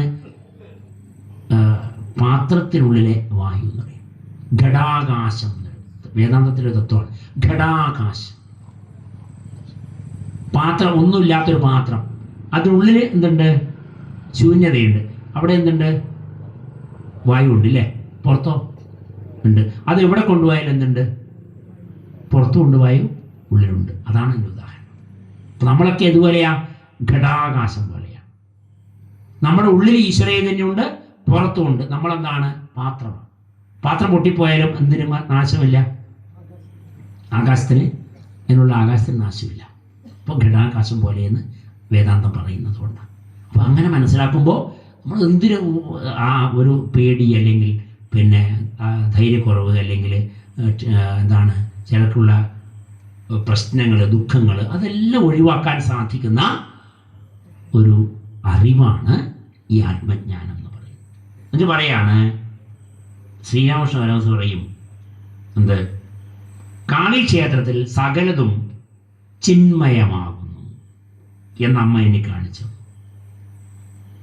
ഇങ്ങനെ ശ്രീരാമകൃഷ്ണൻ പറയുമ്പോൾ നമ്മളെന്താ മനസ്സിലാക്കേണ്ടത്? ചിന്മയം എന്നുള്ള വാക്കിൻ്റെ അർത്ഥം എന്താ? ചിന്മയേ സചിന്മയേ സൃഷ്ടിസ്ഥിതിലയ രൂപമയീ എന്നൊരു ഗാനമുണ്ട്. പഴയ എഴുത്തുകാരൊക്കെ പുതിയ വേദന പോലെയൊന്നുമല്ല, കാര്യങ്ങൾ മനസ്സിലാക്കിയിട്ട് എഴുതുന്നവരാ. അപ്പോൾ ചിന്മയി സച്ചിന്മയി. ചിന്മയി എന്ന് പറഞ്ഞാൽ ചിത്തത്തിൽ നിറഞ്ഞവൾ. സച്ചിന്മയോ സച്ചിത്തത്തിൽ നിറഞ്ഞവൾ. അവൾ ചിന്മയുമാണ്, സച്ചിന്മയുമാണ്. സൃഷ്ടിസ്ഥിതിലയ രൂപമയീ. സൃഷ്ടിയുടെയും സ്ഥിതിയുടെയും ലയത്തിൻ്റെയും രൂപത്തിൽ അവളുണ്ട്. അപ്പൊ അങ്ങനെയുള്ള ആ ചൈതന്യം അമ്മ ശ്രീരാമകൃഷ്ണ പരമഹംസർക്ക് എന്താ കാണിച്ചു കൊടുത്തത്? എല്ലാം ചിന്മയമാകുന്നു. എല്ലായിടത്തും ആരുണ്ട്? ആ ഈശ്വര ചൈതന്യം ഉണ്ട് എന്ന് കാണിച്ചു കൊടുത്തു. അടുത്ത ശ്ലോകം നോക്കാം, 6-ാമത്തെ. യസ്തു സർവാണി ഭൂതാനി ആത്മന്യേവാനുപശ്യതി സർവഭൂതേഷു ചാത്മാനം തതോ ന വിജുഗുപ്സതേ. യസ്തു സർവാണി ഭൂതാനി ആത്മന്യേവാനുപശ്യതി സർവഭൂതേഷു ചാത്മാനം തതോ ന വിജുഗുപ്സതേ. എല്ലാ ഭൂതങ്ങളെയും, സകല ചരാചരങ്ങളെയും എന്ന് നേരത്തെ നമ്മൾ പറഞ്ഞു, എല്ലാ ഭൂതങ്ങളെയും തന്നിലും എല്ലാ ഭൂതങ്ങളിലും തന്നെയും കാണുന്ന ഒരുവൻ ഏകത്വ ദർശനം കാരണമായിട്ട് ലോകത്തിൽ ഒന്നിനെയും നിന്ദിക്കുന്നില്ല. ലോകത്തിൽ ഒന്നിനെയും നമുക്ക് നിന്ദിക്കാൻ എന്നൊക്കെ തോന്നുന്നില്ല. ഒന്നിനോടും വെറുപ്പുണ്ടാക്കാൻ പറ്റില്ല. ഒന്നിനോടും വെറുപ്പുണ്ടാവാൻ പറ്റില്ല. ഒന്നിനെയും കുറച്ച് പറയാൻ പറ്റില്ല. എല്ലാറ്റിലും തന്നെയും തന്നിൽ എല്ലാറ്റിനെയും കാണാൻ കഴിയണം. ഒരു സുഭാഷിതമുണ്ട്. ആ സുഭാഷിതത്തിൽ ഇങ്ങനെ പറയും,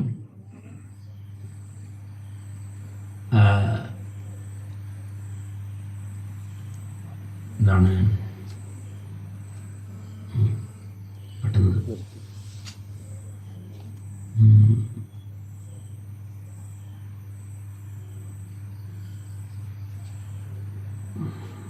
ഇപ്പോൾ പറയാം. എല്ലാറ്റിലും തന്നെയും മറ്റുള്ളവയിലെല്ലാം തന്നെയും തന്നിൽ എല്ലാറ്റിനെയും കാണുന്നവൻ എന്ന വാക്കിന് വേറെ അർത്ഥം കൂടി നമുക്ക് പറയാം. എല്ലാറ്റിലും ഈശ്വര ചൈതന്യവും എന്നിലും ഈശ്വര ചൈതന്യവും കാണുന്നവന് ഒന്നിനെയും നിന്ദിക്കാനോ കുറ്റപ്പെടുത്താനോ കുറവാക്കാനോ വിദ്വേഷമോ വെറുപ്പോ കൊണ്ട് സൂക്ഷിക്കാനോ സാധ്യമല്ല. അതുകൊണ്ടാണ് നമ്മുടെ ലൗകിക ജീവിതത്തിൽ ആരോടെങ്കിലും ഒരു മിണ്ടാതിരിക്കുക, അല്ലെ പിണങ്ങുക, അല്ലെ ദേഷ്യപ്പെടുക, അല്ലെങ്കിൽ വെറുപ്പുണ്ടാവുക ഒക്കെ ചെയ്തു കഴിഞ്ഞാൽ ധീരനാണ് ആദ്യം മിണ്ടുന്നത് എന്ന് പറയും. നമ്മളെന്താ വിചാരിക്കുക? ഭീരുവാണ് ആദ്യം മിണ്ടുന്നവൻ എന്ന് വിചാരിച്ചിട്ട് ഞാൻ മിണ്ടില്ല. എന്നോട് വേണമെങ്കിൽ വേണ്ടിക്കോട്ടെ, ഞാൻ തോറ്റു കൊടുക്കില്ല എന്ന് പറയുന്നവൻ ഭീരുവും തോറ്റു കൊടുക്കുന്നവൻ ധീരനുമാണ് എന്ന് ആധ്യാത്മികമായ ആചാര്യന്മാർ പറയുന്നതിന് കാരണം ഇതാണ്. കാരണം ഈ ഒരു കാരണം കൊണ്ടാണ് എല്ലാറ്റിലും ഈശ്വര ചൈതന്യം കാണുന്നു, എന്നിലും ഈശ്വര ചൈതന്യം കാണുന്നു. എന്നിലും ഈശ്വര ചൈതന്യമാണ്, സകല ചരാചരങ്ങൾ ഈശ്വര ചൈതന്യമാണ്. അപ്പൊ ഞാൻ ആരെയാണ് വെറുക്കേണ്ടത്? നാടിനൊരു ഒരു ടീച്ചർ ഡൈവേഴ്സായി, ഭർത്താവായിട്ട്. അതിൻ്റെ കാരണം പറഞ്ഞത് മക്കൾ ആയിട്ടില്ല. മക്കളായിട്ടില്ല, എന്നാൽ ഡൈവേഴ്സ്. രണ്ടാളും വേറെ കല്യാണം കഴിച്ചു, രണ്ടാൾക്കും കുട്ടികളായി, രണ്ടാൾക്കും മക്കളായി, കല്യാണം കഴിഞ്ഞ് സുഖമായി ജീവിക്കുന്നുണ്ട്. കുറേ പ്രായമായി, എന്നെക്കാളൊക്കെ പ്രായമുണ്ട്. അപ്പോൾ എല്ലാറ്റിലും ഈശ്വര ചൈതന്യമാണെങ്കിൽ ഒരാളെ മാറ്റി മറ്റൊരാളെ എടുത്താൽ എന്തെങ്കിലും മാറ്റം ഉണ്ടാകുന്നുണ്ടോ ഇല്ലയോ? മാറ്റം ഉണ്ടാകുന്നുണ്ടോ ഇല്ലയോ? സത്യം പറഞ്ഞാൽ മാറ്റമില്ല. പിന്നെ എന്താ മാറിയത്? ഈ മാറി സ്വീകരിച്ച ആളുടെ മനോഭാവത്തിലാണ് മാറ്റം ഉണ്ടായത്. ഡൈവേഴ്സിൽ നടക്കുന്നില്ലേ? സത്യം ഈ വേദാന്തം പഠിച്ചാൽ ഡൈവേഴ്സ് ഉണ്ടാവില്ല. വേദാന്തം പഠിച്ചാൽ ഡൈവോഴ്സ് ഉണ്ടാവില്ല. ആത്മജ്ഞാനിക്ക് ഡൈവോഴ്സ് വേണ്ട. എന്താ കാരണം? എൻ്റെ അടുത്തിരിക്കുന്ന ഭാര്യ, അല്ലെ എൻ്റെ അടുത്തിരിക്കുന്ന ഭർത്താവ്, അല്ലെ കൂടെയുള്ള ആള്, ഞാൻ അയാളോട് വെറുക്കുകയോ വിദ്വേഷം കാണിക്കുകയോ പിണങ്ങുകയോ ചെയ്താലും ഞാനാണ് ആദ്യം അയാളോട് മിണ്ടുക എന്ന് തീരുമാനിച്ചാൽ കുറേ പ്രശ്നങ്ങൾ തീരും. നന്നായി മറ്റുള്ളവരെ സ്നേഹിക്കാൻ കഴിയുന്നവന് മാത്രമേ തോറ്റു കൊടുക്കാൻ കഴിയൂ. തോറ്റു കൊടുക്കുന്നവനാണ് സ്നേഹം കൂടുതലുള്ളവൻ. തോറ്റു കൊടുക്കാതെ മുറുകെ പിടിച്ചിരിക്കുന്നവൻ സ്നേഹം ഇല്ലാത്തവനാണ്. പക്ഷെ അയാളെന്ന് പറയാ, എനക്കാണ് സ്നേഹം, ഞാനാണ് ശരി എന്ന് പറയും. ഈ ശ്ലോകം പഠിച്ചാലോ അത് തെറ്റാണെന്ന് മനസ്സിലാവും. ഏത്? തോറ്റു കൊടുക്കാത്തവൻ ഭീരുവും തോറ്റു കൊടുക്കുന്നവൻ ധീരനുമാണെന്ന് മനസ്സിലാവും. അപ്പോൾ നമ്മൾ മനസ്സിലാക്കേണ്ടത്, പ്രപഞ്ചത്തിലെ എല്ലാം ഈശ്വര ചൈതന്യമയമായതുകൊണ്ട്, സകല ജീവജാലങ്ങളിലും ഈശ്വര ചൈതന്യമായതുകൊണ്ട്, ആ ഈശ്വര ചൈതന്യത്തെ നമ്മൾ എല്ലാ ചരാചരങ്ങളിലും ആ ഈശ്വര ചൈതന്യത്തെ കാണുകയും ആ ഈശ്വര ചൈതന്യം തന്നിൽ കാണുകയും ചെയ്യുമ്പോൾ നമുക്ക് ഒന്നിനെയും നിന്ദിക്കുവാനോ ഒന്നിനെയും കുറ്റം പറയുവാനോ ഒന്നിനെയും കുറച്ച് കാണിക്കാനോ മറ്റുള്ളവരെ പരദൂഷണം പറയുവാനോ ഒന്നും സാധ്യമല്ല. അങ്ങനെ സാധ്യമാകുന്നുണ്ടെങ്കിൽ നമ്മളെന്ത് മനസ്സിലാക്കിയിട്ടില്ല? എന്നിൽ ഈശ്വര ചൈതന്യം തന്നെയാണ് എല്ലാവരിലും ഉള്ളത് എന്ന് മനസ്സിലാക്കിയിട്ടില്ല. ഞാൻ നേരത്തെ പറഞ്ഞ സുഭാഷിതം കിട്ടി. മാതൃവത് പരതാരേഷു പരദ്രവ്യേഷു ലോഷ്ടവത് ആത്മവത് സർവഭൂതേഷു യ പശ്യതി സ പണ്ഡിത. മാതൃവത് പരതാരേഷു, അന്യന്റെ ഭാര്യയെ അമ്മയായി കാണുകയും, പരദ്രവ്യേഷു ലോഷ്ടവത്, മറ്റുള്ളവന്റെ ദ്രവ്യങ്ങൾ ലോഷ്ടം പോലെ, എന്താണ്, കല്ലുപോലെ അല്ലെങ്കിൽ മുക്കുവണ്ടം പോലെ കാണുകയും ചെയ്യുന്നവൻ എന്ത് ചെയ്യുന്നു? ആത്മവത് സർവഭൂതേഷു, എല്ലാറ്റിലും എൻ്റെ ആത്മചൈതന്യം, എൻ്റെ ഉള്ളിലുള്ള ചൈതന്യം തന്നെയാണ് ഉള്ളത് കാണുന്നവൻ. യ പശ്യതി, ഇങ്ങനെ കാണുന്നവൻ സ പണ്ഡിത, അവനാണ് ആര്?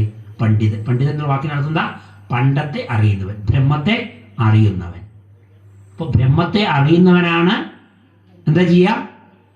അന്യന്റെ പത്നിയെ അമ്മയായി കാണുകയും അന്യന്റെ ദ്രവ്യത്തെ മൺകട്ട പോലെ, മുക്കുമണ്ടം പോലെ കാണുകയും എല്ലാവരിലും ഈശ്വര ചൈതന്യത്തെ കാണുകയും ചെയ്യുന്നവൻ പണ്ഡിതനാണ്. ബ്രഹ്മത്തെ പണ്ടത്തെ അറിയുന്നവൻ ആരോ അവനാണ് പണ്ഡിതൻ. ബ്രഹ്മത്തെ അറിയുന്നവൻ ആരോ അവനാണ് ബ്രാഹ്മണൻ. രണ്ടും ഒരേ അർത്ഥമാണ്. ബ്രാഹ്മണൻ എന്ന വാക്കും പണ്ഡിതൻ എന്ന വാക്കും ഒരേ അർത്ഥമാണ്.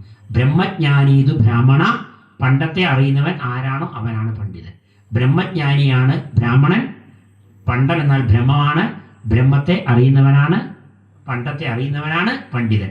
പണ്ഡിതൻ എന്നാണ് നമ്മൾ വിചാരിച്ചിരുന്നത് പുസ്തകങ്ങൾ കുറേ പഠിച്ച് കുറേ സർട്ടിഫിക്കറ്റ് ഉള്ളവനാണ്. അല്ല, പണ്ഡിതൻ എന്ന് പറഞ്ഞാലും ബ്രഹ്മജ്ഞാനി, ബ്രാഹ്മണൻ എന്ന് പറഞ്ഞാലും ബ്രഹ്മജ്ഞാനി. അതുകൊണ്ടാണ് ശ്രീരാമൻ സ്ഥാനമേറ്റെടുത്ത ഉടനെ ബ്രാഹ്മണർക്ക് സമ്മാനങ്ങൾ നൽകി എന്ന് പറഞ്ഞു. അപ്പോൾ ആൾ പറഞ്ഞു, ഓ സവർണന്മാർക്ക് കൊടുത്തു. അല്ല, പണ്ഡിതന്മാർക്ക് കൊടുത്തു. സാധാരണക്കാർക്ക് എന്താ വേണ്ടത്? ചോറും കറിയാ വേണ്ടത്. അവർക്ക് സമ്മാനം കിട്ടിയിട്ടുള്ള കാര്യമുണ്ടോ? അലമാരയിൽ ഒരു നമ്മൾ കിട്ടുന്ന ഒരു ഉപഹാരം പോലെ കൊണ്ടുവച്ചിട്ട് സാധാരണക്കാർക്ക് വല്ല കാര്യമുണ്ടോ? ഇല്ല. ശ്രീരാമൻ സാധാരണക്കാർക്ക് വേണ്ടത് ഭക്ഷണത്തിനും വസ്ത്രത്തിനുള്ള സാധനം കൊടുത്തു, പണ്ഡിതന്മാരെ സമ്മാനം കൊടുത്ത് ആദരിച്ചു. അന്നേരമാണ് കർണാടകത്തിലുള്ള ഭഗവാൻ എന്ന് പറഞ്ഞാൽ എന്ത് പറഞ്ഞ് വേണ്ട, ശ്രീരാമൻ സാധാരണക്കാർക്ക് സമ്മാനമൊന്നും കൊടുത്തിട്ടില്ല. കർണാടകത്തിലൊരു സാഹിത്യകാരനം പറഞ്ഞ അതുതന്നെയാണ് ആ ഒരു വാൽമീകി രാമായണം നമ്മൾ വായിച്ചെടുക്കേണ്ടത്. അപ്പം നമ്മൾ മനസ്സിലാക്കേണ്ടത് ഈശ്വര ചൈതന്യമാണ് പ്രപഞ്ചത്തിലെല്ലാം ഉള്ളത് എന്ന് മനസ്സിലാക്കുമ്പോൾ ആരോടും വിദ്വേഷവും നിന്ദയും വെറുപ്പും ഒന്നും ഉണ്ടാവില്ല. അങ്ങനെ നമുക്ക് ജീവിക്കാൻ കഴിയണമെന്ന് പറഞ്ഞുകൊണ്ട് നമുക്ക് ഇന്നത്തെ ക്ലാസ് ഇവിടെ ഈ സത്സംഗം ഇവിടെ ഉപസംഹരിക്കാം. നമുക്ക് പൂർണ്ണമത ശ്ലോകം എല്ലാവർക്കും ഒന്ന് ചൊല്ലാം. എല്ലാവരും നിവർന്നിരിക്കുക, ചിന്മുദ്ര ഒന്ന് പിടിക്കുക. ഓം പൂർണ്ണമദ പൂർണ്ണമിദം പൂർണ്ണാത് പൂർണ്ണമുദച്യതേ പൂർണ്ണസ്യ പൂർണ്ണമാദായ പൂർണ്ണമേവാവശിഷ്യതേ. ഓം ശാന്തി ശാന്തി ശാന്തി. ബാക്കി നമുക്ക് അടുത്ത ദിവസം